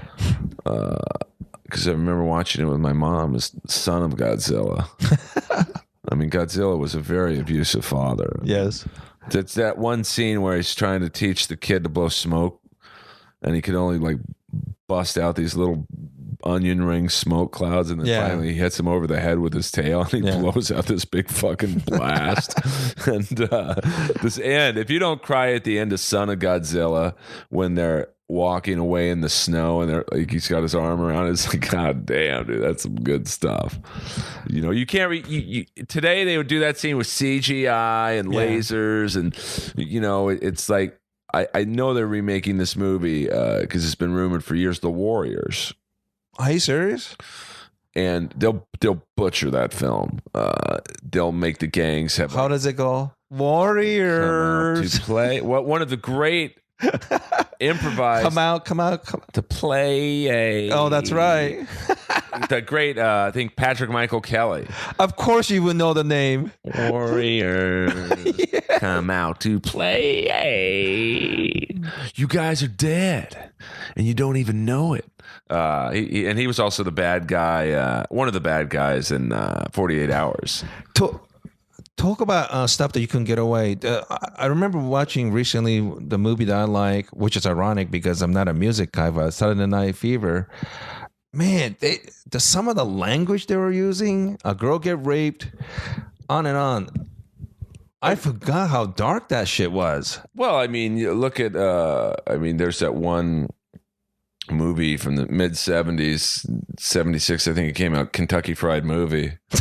Yes. Where they have that, and I can't say what was said in the scene, but if you look up Rex Kramer, world's most dangerous stuntman on YouTube, you'll see what I'm talking about, where they have this guy, you know, they have this really good looking guy in an Evel Knievel suit doing a narrative. Rex Kramer, the world's most dangerous stuntman. He has to confront it, live it, and love it. Rex Kramer, the world's most dangerous stuntman. And then they show this nerdy white guy putting on an Evel Knievel outfit. Yeah. And he walks over to a group of about 6 huge black dudes playing dice. And he stands that's right in the middle of the dice game, and let's just say he says a particular word that most black people probably aren't fond of, and he takes off running. And you can do that scene today. You know, Clint Eastwood scene in Escape from Alcatraz, where he walks up the steps of where all the blacks are sitting. It's his first day on the yard, and he, you know, they're sitting in kind of a tiered formation where the higher that you go up, the less blacks they are until you get to the top step, and there's one black guy in charge. And Clint Eastwood looks at him, and he starts to walk down the steps, and the black guy's like, I figured there's 2 reasons you didn't sit down next to me, boy. Either you're scared or you just hate blank. And Clint Eastwood just sits down next to him and goes, yeah, I just hate. You can do that scene today. I mean, you might argue he made Gran Torino years later, but you know, and Django Unchained. But I mean, still these days there is certain racial terms that are harsher than others. Like you could get away saying something bad about Asian way easier than say black people. Let's be honest here. Well, I mean, you know, that's why Sarah Silverman went on Conan O'Brien show and used the word chink. It didn't bother me. It was funny in the context. Yeah. But I mean, I think back in the 70s, it was more like Blazing Saddles. I mean, even though Django Unchained was made, I can't see a network executive greenlighting Blazing Saddles. It'll be tough unless you have a weight of a guy like Tarantino or something. I mean, it seems like he could get away because he has pretty good connection with black people, I think. Well, I saw him at the Comedy Store one night. I'm like, hey, man, I laughed 142 times in that movie. What did he say? He kind of laughed. I was like, what the fuck? Get me away from this guy. But I used to be on a podcast called DVDSA, and when we had one episode where everybody suggests which guest, our fantasy guest that we could get, and my choice was Tarantino, because talk about a guy who understands entertainment. This guy knows movie, TV, you name it, comic book, novels. And I remember one year he was promoting Inglourious Bastard. a great, if you have the chance to see it, the original, which I liked better than the I haven't remake. seen the original, I have to say. Very campy and like obviously no budget, and like the cast definitely not the star level of the remake, but once again I think it goes back to what we were saying, the older versions are almost always better. Yeah. And I saw him on the Tonight Show, and they show a clip from the Tonight Show where Tarantino and Brad Pitt travel to Japan and during a talk show, and I was blown away because he doesn't speak Japanese. I don't think he does, and he knew exactly everyone on that fucking show, a TV show in Japan. And I think Tarantino is amazing to me because he loved entertainment. He knows stand-up comedy, wrestling, Western, movies, TV show. You know what I mean? Like, when I met him one time in Tonight Show, he couldn't be nicer because I used to work at the bar before going to Torrance High. My aunt had a bar near Torrance High. I had to go there every morning to clean the bar before going to high school. And I was supposed to, maybe had a glass or two of beer when I was 16 or something like that, going to school. But right behind it is Pussycat Theater, where Tarantino, I think, used to work in Torrance. And there's a Pussycat Theater out here. Still? In West Hollywood, but it's a gay theater now called the Studs. Great matinees. Yeah, and if you're too young to remember, but Pussycat Theater used to be a big porn franchise in Southern California. Oh yeah, I mean porn in the 70s, mid 70s, maybe stopped in the early 80s was mainstream. I mean, you could literally, they had premieres, and I know there was a Pussycat Theater, which is now a regular movie theater in Santa Monica. That was also a big one. And it's funny. I remember one night at the Comedy Store, I had a good set or something, and I was in such a good mood. I said to like 4 or 5 comics standing around, "Hey, let's go to the Studs Theater." How funny. Yeah. You know how comics, when you have a group of, a core group of your comedy friends, it's the best to go out late night eating or whatever. And I thought, let's just go in there. We'll laugh. We'll go into different rooms. Sure. Like, heckle the people jacking off. And so I said, it's on me. Let me buy it. Thinking maybe it's going to be $10 each. So we get up there, and first of all, I love the sign at the box office. It said cash only. Yeah.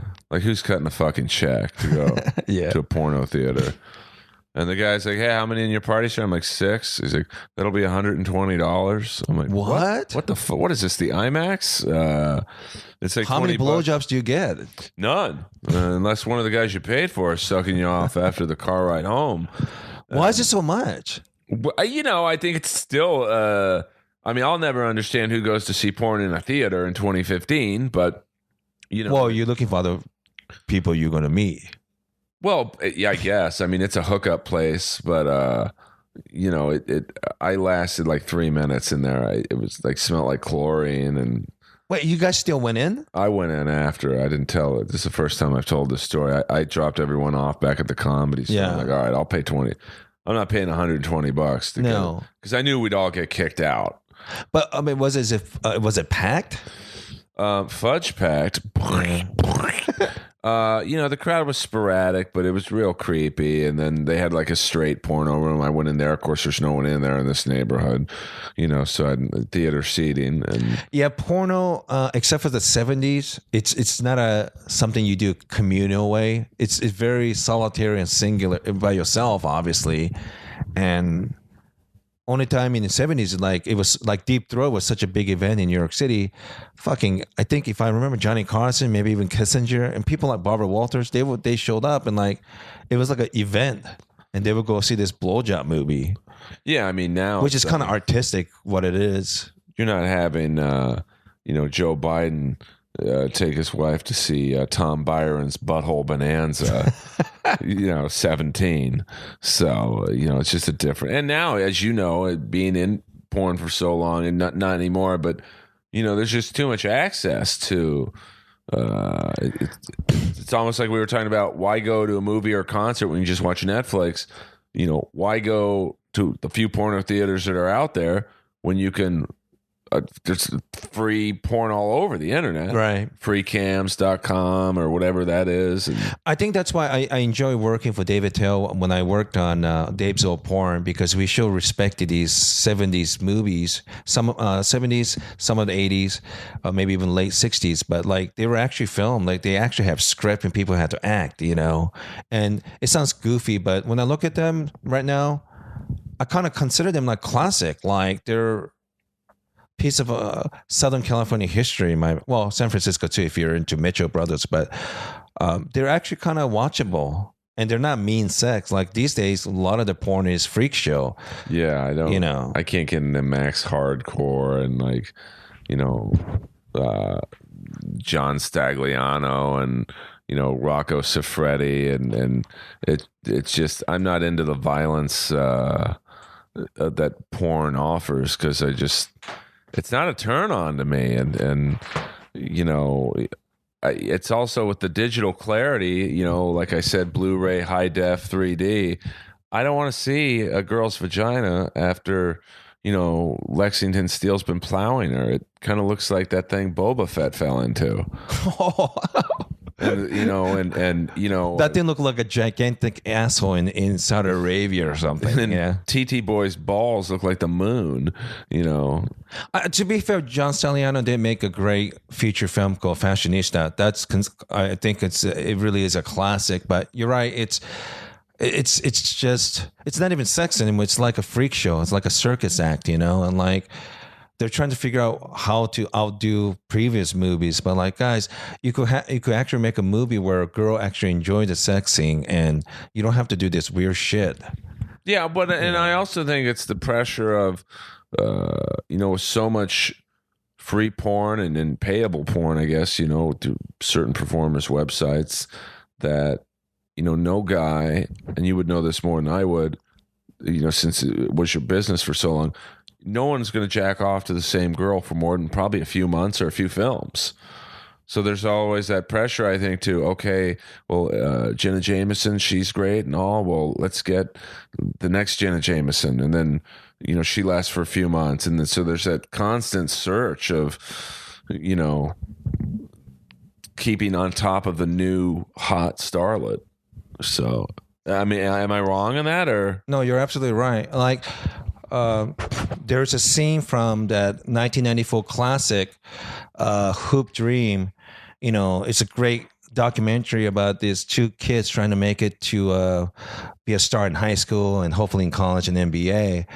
And when one of the kid doesn't have a ending that he wanted, the high school coach basically say, well, one comes and one leaves, somebody else will replace them, and it's just never ending cycle of new talent will come in, do a little bit of that porn and basically leave.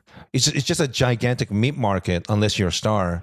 Stars always thrive, but most porn girls, I just watched this documentary on Netflix called New Hot Girls Wanted. So sad.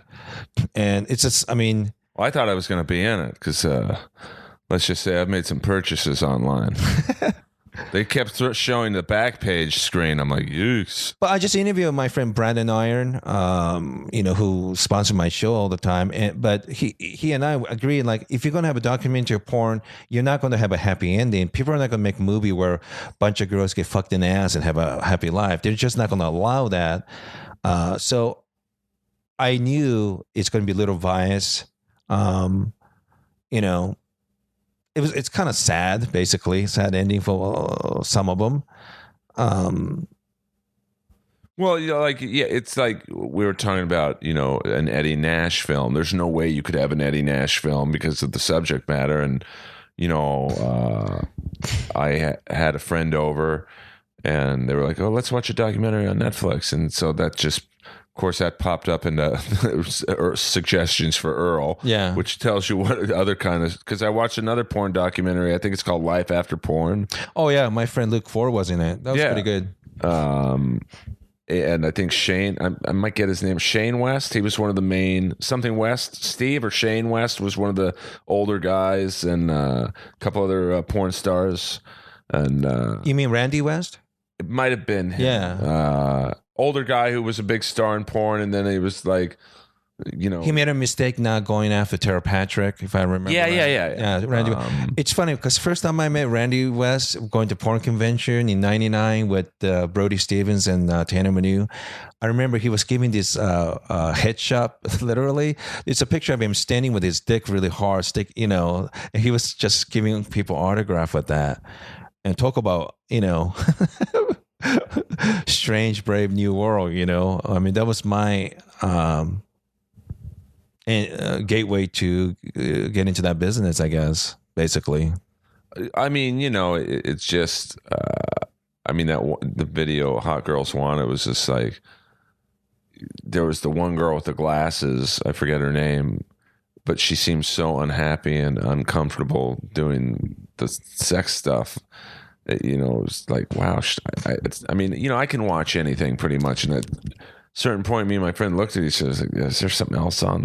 We watched the whole thing, but it was just like, kind of bummed you out. Like the Life After Porn one was sad, but it was not like so sad where it's like, oh, I don't want to watch the rest of this.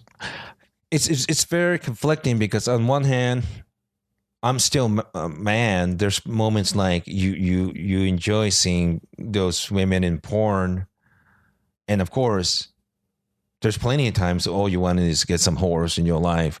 But when you get to meet them and they're nothing like the way they present themselves in movies, and part of the reason why they act like that, because the market kind of demands them behaving that way too, maybe abused in some movies.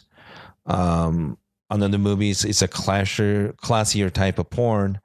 But one comment that I always hear from these girls are like, they didn't like where they were in life and they want to get out of a small town, But, I think it depends on who they run into and talk to. Like, you could tell that guy in the Hot Girls Wanted, he was just a fucking low level, dirt bag, hillbilly pimp.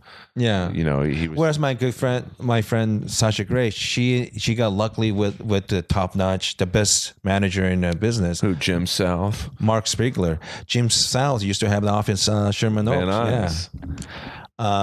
Yes, you're right, on Van Nuys Boulevard. I mean, for someone who doesn't watch a lot of porn, I know a lot of. No, but you do know that the history of it, because if you live here long enough and pay attention, that's kind of obvious, But you have to. I mean, like, especially in it's funny. We talk pro wrestling is a lot like comedy.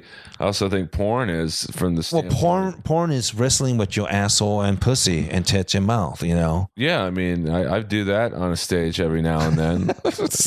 My favorite porn interaction ever, though, is recently I saw Ron Jeremy at the Comedy Store, and he is the Robert De Niro of porn. I mean, even if you don't watch porn, you say that name to a Bible Belt person, they know who Ron Jeremy is. And I'm like, hey, Mr. Jeremy, I'd love to talk to you and get you on my podcast. And he just looks at me and goes, what's a podcast? I'm like, oh, probably not going to be a good interview. But thank you, Ron. I loved you in 52 Pickup. Oh, that's right. He was in that.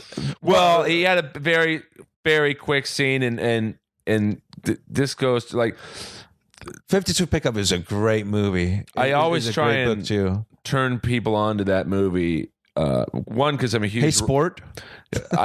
I so want to get that guy. His name's John Glover, and I'll show you my autographed 52 Pickup box cover. He was a bad guy, but he was also accountant as a character in that movie. Remember but you liked him, yeah. He's a great bad guy in several other films. But complete sleazeball. I mean, complete slimeball. But I often say this about John Glover. there's all these shitty acting coaches out here who teach acting who never amounted to anything in their own careers. Yeah. Same thing with comedy coaches. You can't teach comedy. You're either funny or you're not. But if you needed to be a bad guy and John Glover was teaching a class, you should pay whatever he charged because he just nailed it. And not only did he kill it, but Clarence Williams III, who was he had two sidekicks, Clarence Williams III, who most people know from the Mod Squad and several other films, and Robert Trebor, who's a great character actor. He was like the nervous Jewy guy who was always scared they were going to get caught. And of course, Roy Scheider and Anne Margaret. I mean, Roy Schneider was great. And that always bums me out. Roy Scheider died, I think, in like 2009, and like it went. Hopefully he gets a little publicity because Jaws coming out in theaters again. He was, and we're old enough to remember that movie changed summer movie business. Yeah, it was the first summer blockbuster. It was absolutely, it made over $100 million. And that's when, what's impressive about it making $100 million. Spielberg is absolutely genius. But that was when tickets were $5. Yeah. If movie tickets were, I went to the movies the other night. What did I see? Mad Max. And it was like $32 for me and my friend. And it's like, so, and Roy Scheider is one of the great unheralded actors. You think about his career he had in the 70s. He was probably, other than maybe De Niro, one of the top actors going. French Connection, Marathon Man, Jaws, and, a couple bad career decisions. Kind of, a lot of people don't know this, but Roy Scheider was... started principal production work on Deer Hunter. He was the De Niro part. He was? Yeah, but he had a contract dispute with, I think, Universal at the time, and the only way he could get out of it was stopping doing Deer Hunter, and they made him do Jaws 2.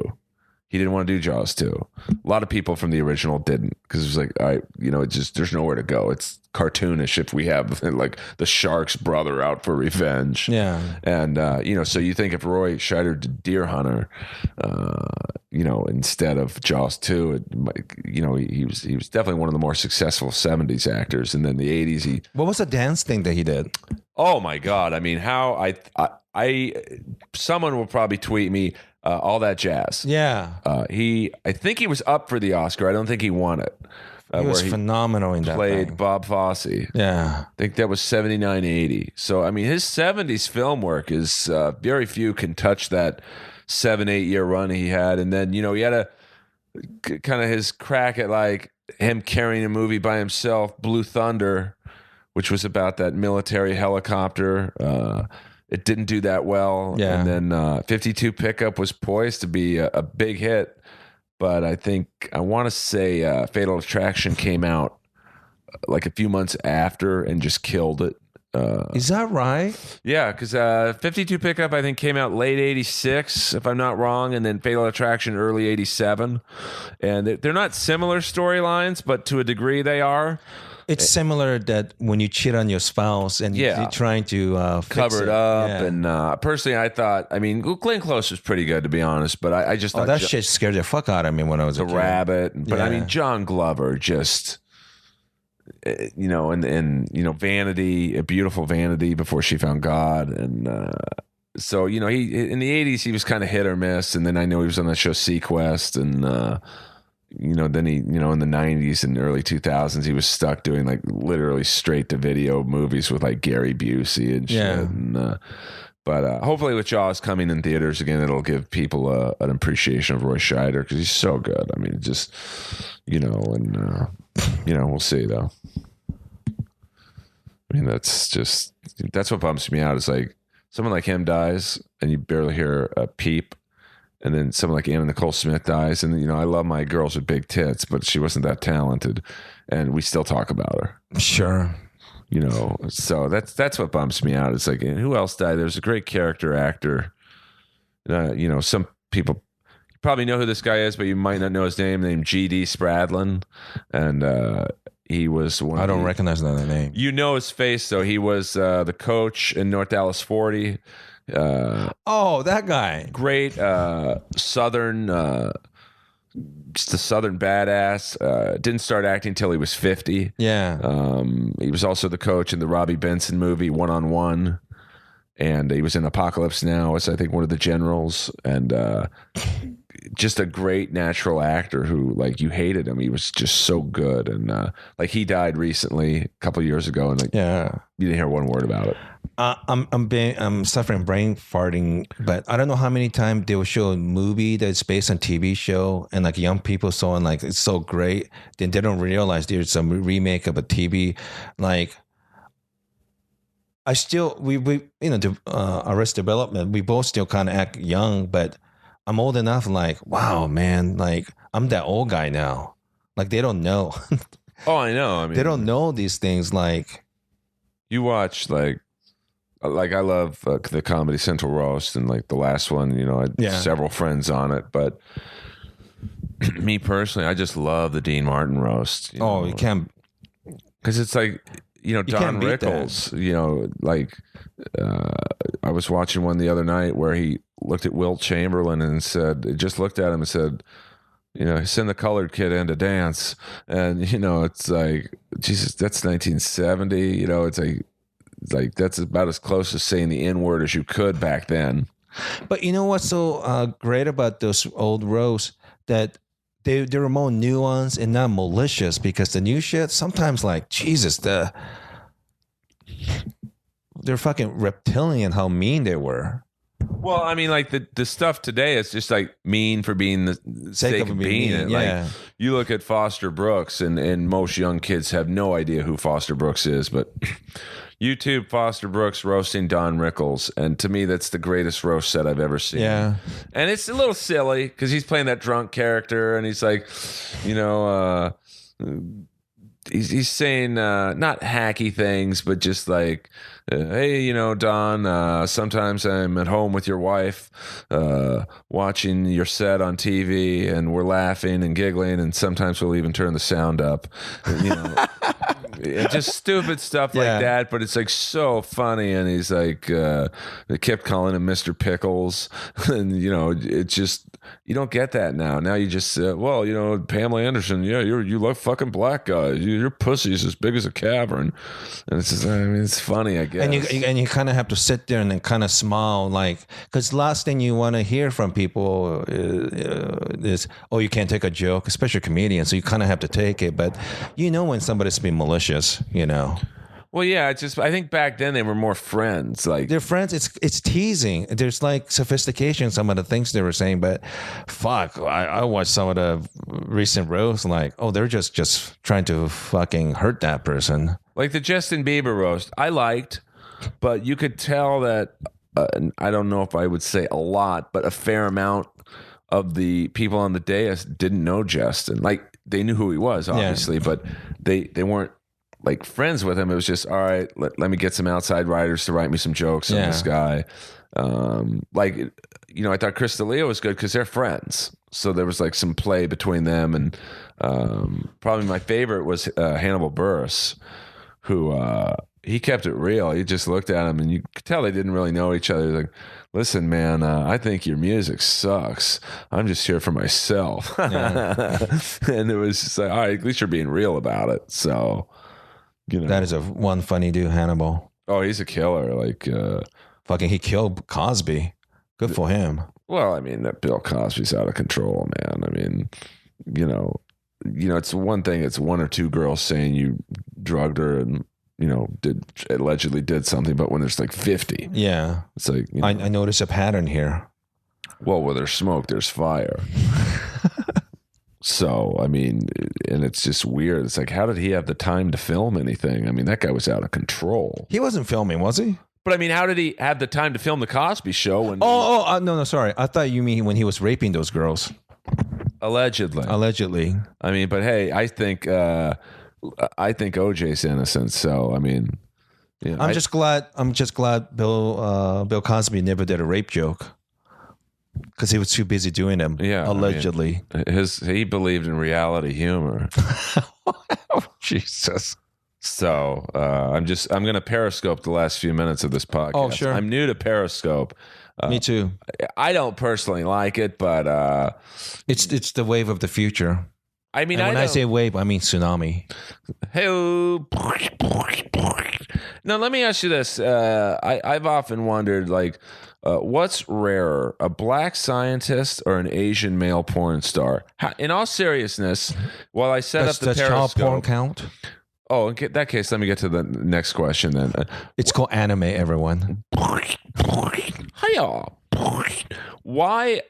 And I'm talking straight porn, or I guess gay porn. I know there was that one Asian porn guy who killed the guy with the knife. What was his name? Ass Jabby? Or Oh, that guy. I actually knew that guy. I knew that guy. what was his name though? I can't. I'm sorry. I should remember it's because it's a Chinese Don something, but Dong. I can't remember. Here's a weird part.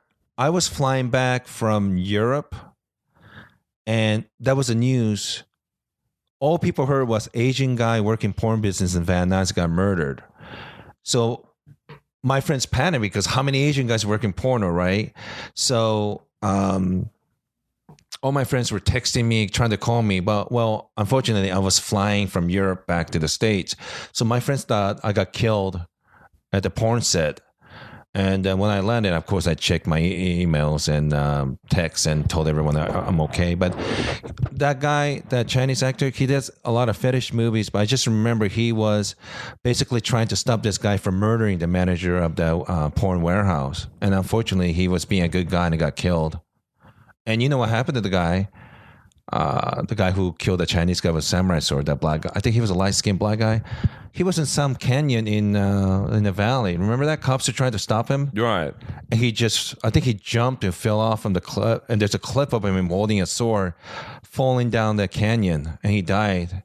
I think he was suffering some mental illness or something. You think? Well, let's be honest. There's a lot of people doing comedy with mental illness, just like porn. Oh yeah, I mean, you know, when I'm one of the normal ones, that paints a pretty good picture of stand-up. Then I'm normal. Yeah, very normal. Well, you're normal too, though. I mean, I guess I'm more normal, I guess, comparing to the rest of the people in porn and comedy world, I guess. but it's like, what's normal? Like, But I know, Earl, looking at your place, you got your shit together, you know? well, I mean, I'm lucky. You work in the business with a lot of dysfunctional people, but you don't bring that home, except for today. Well, yeah, but you are one of my closest friends, you know, in the business, and you know, it's one of the few bad things I don't like about comedy. It's like we started together, at least out here. I know you had started in Seattle with Brody, but like when you came out here, we started doing similar rooms, and Yeah. And then, you know, you got in with Russell, I got in with Schneider, so you're in two different worlds, and then you drift apart. You know, although we always try and talk, it's like I miss some of the early days, the crew. I really miss the Philly West room we used to do. You know, I love doing that room. I like doing that room Van Nuys, and you were always nice to everyone. You're the same guy I remember from 8-9 years ago. You don't treat differently because you just made it to a Comedy Store and Rob Schneider. I know you're doing real because I'm into sports and these guys who are now familiar with comedy, but they're into hockey. They always bring you up like, oh, do you know a guy named Earl Skakon? Of course. I mean, Well, you're Mr. Hockey, for God's sake. Well, the funny thing, I'm trying to set up the camera where you guys can see Yoshi. Sorry about the I'm really sorry that you have to see me. dodgy camera work. There we go. Sorry about that. It's a kind of a trying to lodge it against my hockey. Fuck it. We're just going to go back to where it was. Sorry, guys out there in Periscope land. If you have any questions for Yoshi before we wrap up, you know, let me know. Because what I try and do, I could go another 2 hours with you. But, you know, I find we're at about that mark where people are probably not Getting exhausted. Well, yeah, it's you know, I know after about 40 minutes on a podcast, I check out. Yeah. But, you know, I think we have such a great history that hopefully everyone's finding the jumping around of topics from comedy to porn to, you know, Russell Peters to Rob Schneider to TT Boy. And I don't want to repeat our conversation, but maybe if they listen to it and if they like what we were saying, maybe they have a question for us because I want to interview for my podcast and But that's what I love about podcasts is you probably have different listeners than I do. Yeah. Hopefully my listeners go, oh, who's this Yoshi guy? Where can they find your podcast? It's called Yoshi Didn't Podcast on iTunes and Stitchers, and I should be releasing everything on Mondays, but one episode per week. It's been pretty random, I guess. But it's hard though. I mean, to even if you go mobile with your podcast, which I don't really like doing. Yeah. I like to have people come here and then they sit on a nice couch. Sure. And it almost takes the vibe of a talk show. It's hard as people should really appreciate people who do podcasts, put them out there, because it's not easy to get someone to commit to an hour plus of anything in this business. So I mean, even if you make money like guys like Joe Rogan, it's still a lot of work, and he released sometimes 2 to 3 episodes per week, man. Oh yeah, and what I like about Rogan's is, like, I'm a huge UFC guy, love the UFC. Although once again, dating back to the olden days, I prefer the olden days, of UFC to what it is now. But his podcast is great because he just doesn't have UFC people on it. He actually very rarely talks about. I need to get you on my friend's podcast, Josh Gross, and he's considered like #1 best mixed martial art reporter, and he has a podcast once a week, and this is how good it is. I don't know exactly what he did. I forgot, but he pissed Dana White, so he cannot go any of the UFC fights. But he still have the best access and report on UFC stuff. I mean, he's unbelievable. And I mean, Rogan have a lot of respect for him, and so does Josh for him. But yeah, he's another guy that grew up in, Southern California area. What's what happens when you go up against the UFC? If you say one bad word about them, you're not going to be welcomed. It's like, I mean, they're just such a humongous. I mean, they're just behemoth, right? I mean, well, it's the same thing with when we first started. I said I think Piper likes having me on the podcast because all those funny references, man. You're so good at it. But I mean, the WWE doesn't pay my bills, so no. I will say this WrestleMania sucked because blah blah blah blah blah. Right. And I think Josh is probably the same thing. I love the UFC, but I would love to talk to Dana White. because too many people said you don't get boxing. Because I watched the Mayweather and Pacquiao fight, I thought, too much hype, and I didn't enjoy it as much as I thought I was going to. But UFC, even though I don't know all the names except Ronda Rousey, when I watched the fight, like, man, there's going to be some hard-hitting, kicking, and fucking chokeholds, Like, it was really... UFC is very exciting, even if you don't understand all that nuance with fighting. It's fucking exciting, man. How could you not enjoy people go at it like that and talking a lot of shit to each other? Well, what I like about it is, they have got the main event fight. Like there's one coming up in Mexico, which is going to be huge. Mexico City? Mexico City. It's the main event's Cain Velasquez, who's it's a weird situation. He's injured so much. He's the heavyweight champ, but the guy he's fighting, Fabricio Verdum, is the interim heavyweight champ because they basically had to strip the belt off of Velasquez because he just keeps getting hurt. But he's clearly the best guy. Yeah. So, everyone's going to tune in for that fight. But there's also 4 other fights that, are going to be pretty good. So, it's like with the Mayweather-Pacquiao fight, you didn't know one person on the undercard. Like, they didn't even... I still, to this day, I can't complain about the $100 price tag about that fight because I stood outside Saddle Ranch and watched it for free. So... that fight would have been good 5 years ago. Yeah, but I have to say, man, Mayweather, whether you like him or not, but what an unbelievable showman. He's great. He's the guy's a genius. Hate him, like him, but I just say that's a crazy amount of money and just like, holy fuck, maybe boxing's dying, but not for him. Well, I mean, he's there used to be a heavyweight fighter in hockey, big, huge black guy named Donald Brashear. And he wasn't very popular with hockey fight fans because he was kind of a boring fighter. Like, he would get you in close and basically give you noogies on the back of your head. And so the argument was, well, yes, he's winning every fight, but he's boring. He never opens up. He's not exciting to watch. And that's the same thing with Mayweather. He's winning every fight, but he kind of runs from you and then he'll hit you for a couple times. And people who complain of that, all I have to say is, but fuck, it works for him, so why would he change? Yeah, no, I mean, so you have to, like, with Rousey, with any champion, Velasquez, Muhammad Ali to Larry Holmes to Lennox Lewis to Tyson to Brock Lesnar to, is it their job to entertain me or to win in the safest and most win first, and if they could entertain, that's fine, but win first. Hey, before I let you go, what do you think John Jones, what do you think is going to happen to him? Do you think... Well, that's another dude who...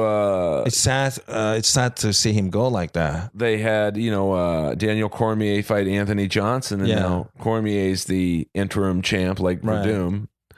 I mean, we talked about it the first 5 minutes. You have so many yes men in your life, and I don't think Jones has someone who's like, listen, motherfucker, you're messing up. Yeah. Stop. You're going to... And what would you say? He might beat the shit out of you. Yeah. Well, he not might. He will.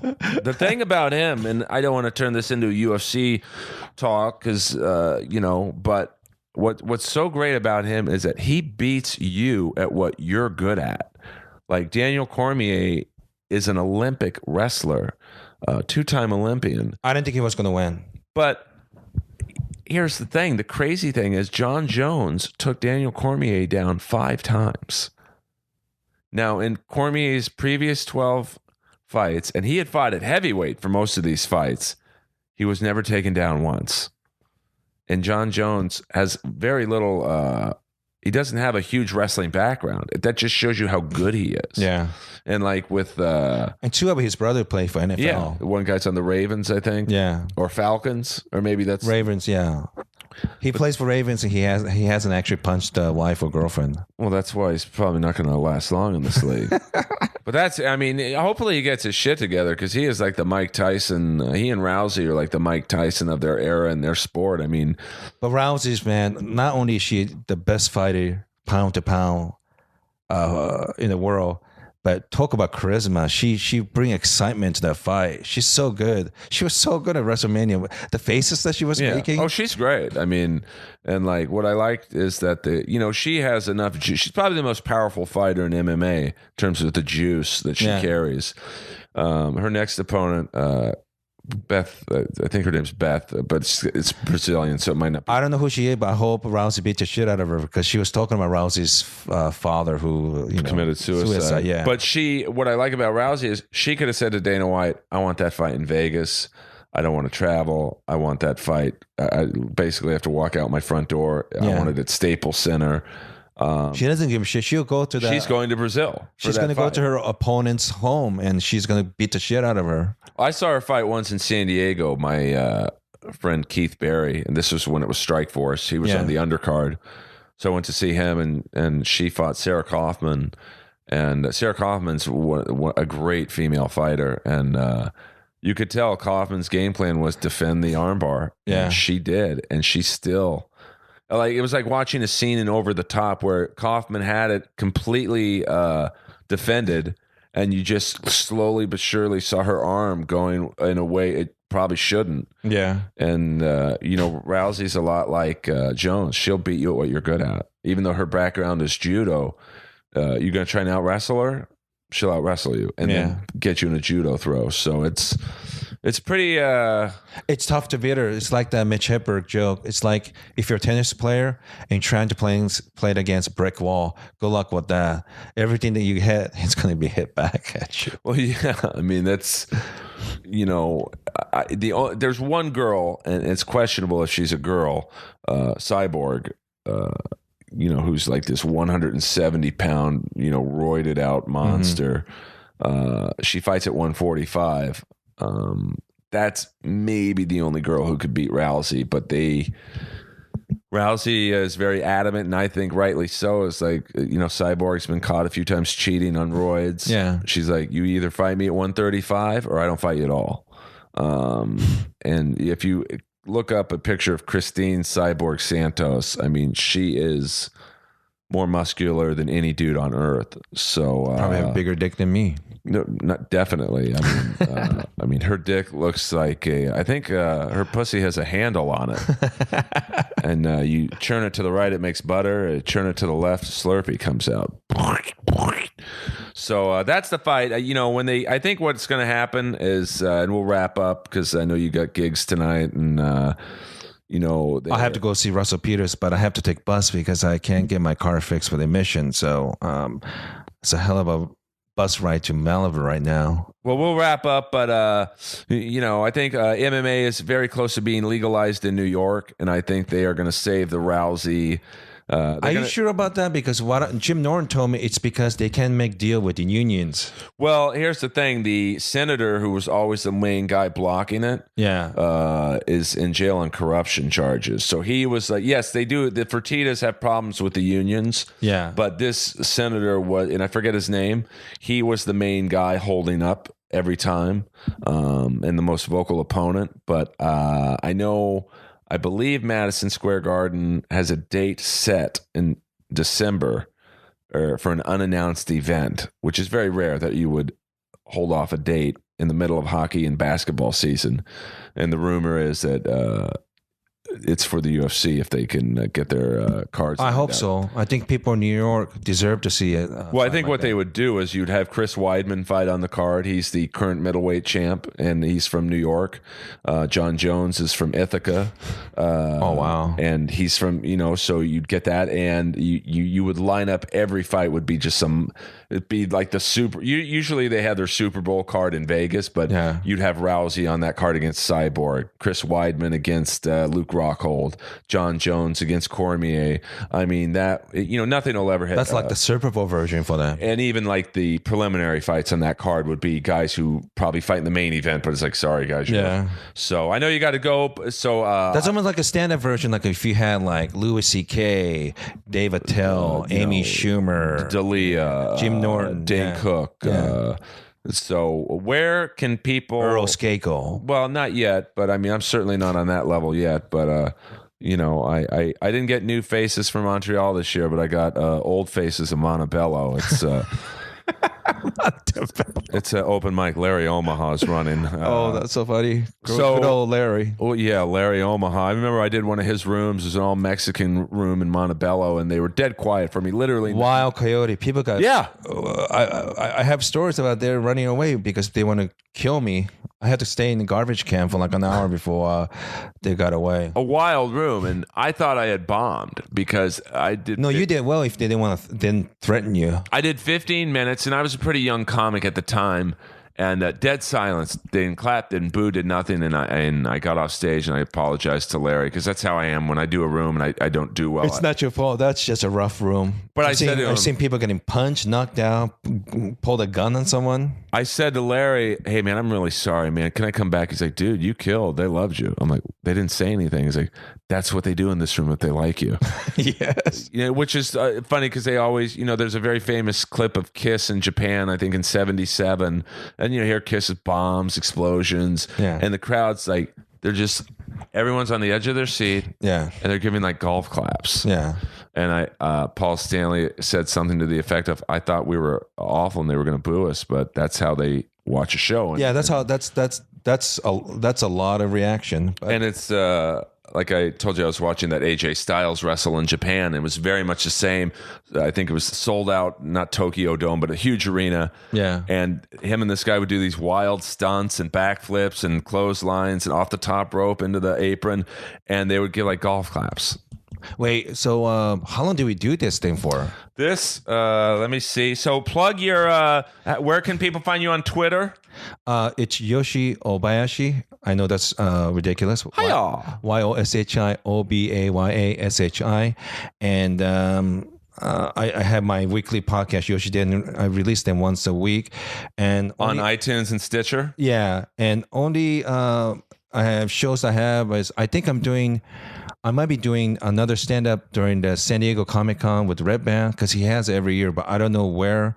And late June, I'm doing a show opening for Jimmy Kimmel's sister.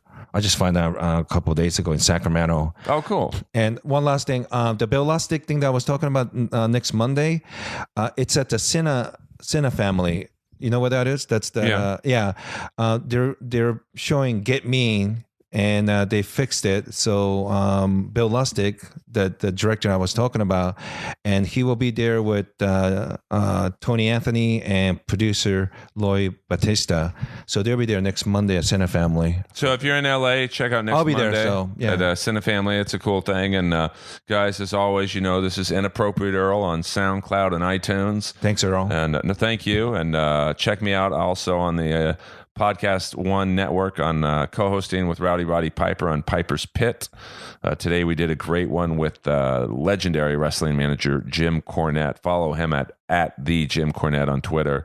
You can follow me on Twitter, Instagram, and Facebook. It's just Earl Skakel, EARL SKAKEL. Please rate and review us on iTunes, good or bad. I leave them all up, and spread the word about Inappropriate Earl, because the bigger you guys make the podcast, the better the guests I can get, and that makes it better for you. And thank you to Yoshi. He's one of my true friends in the business. Hope you guys enjoy it.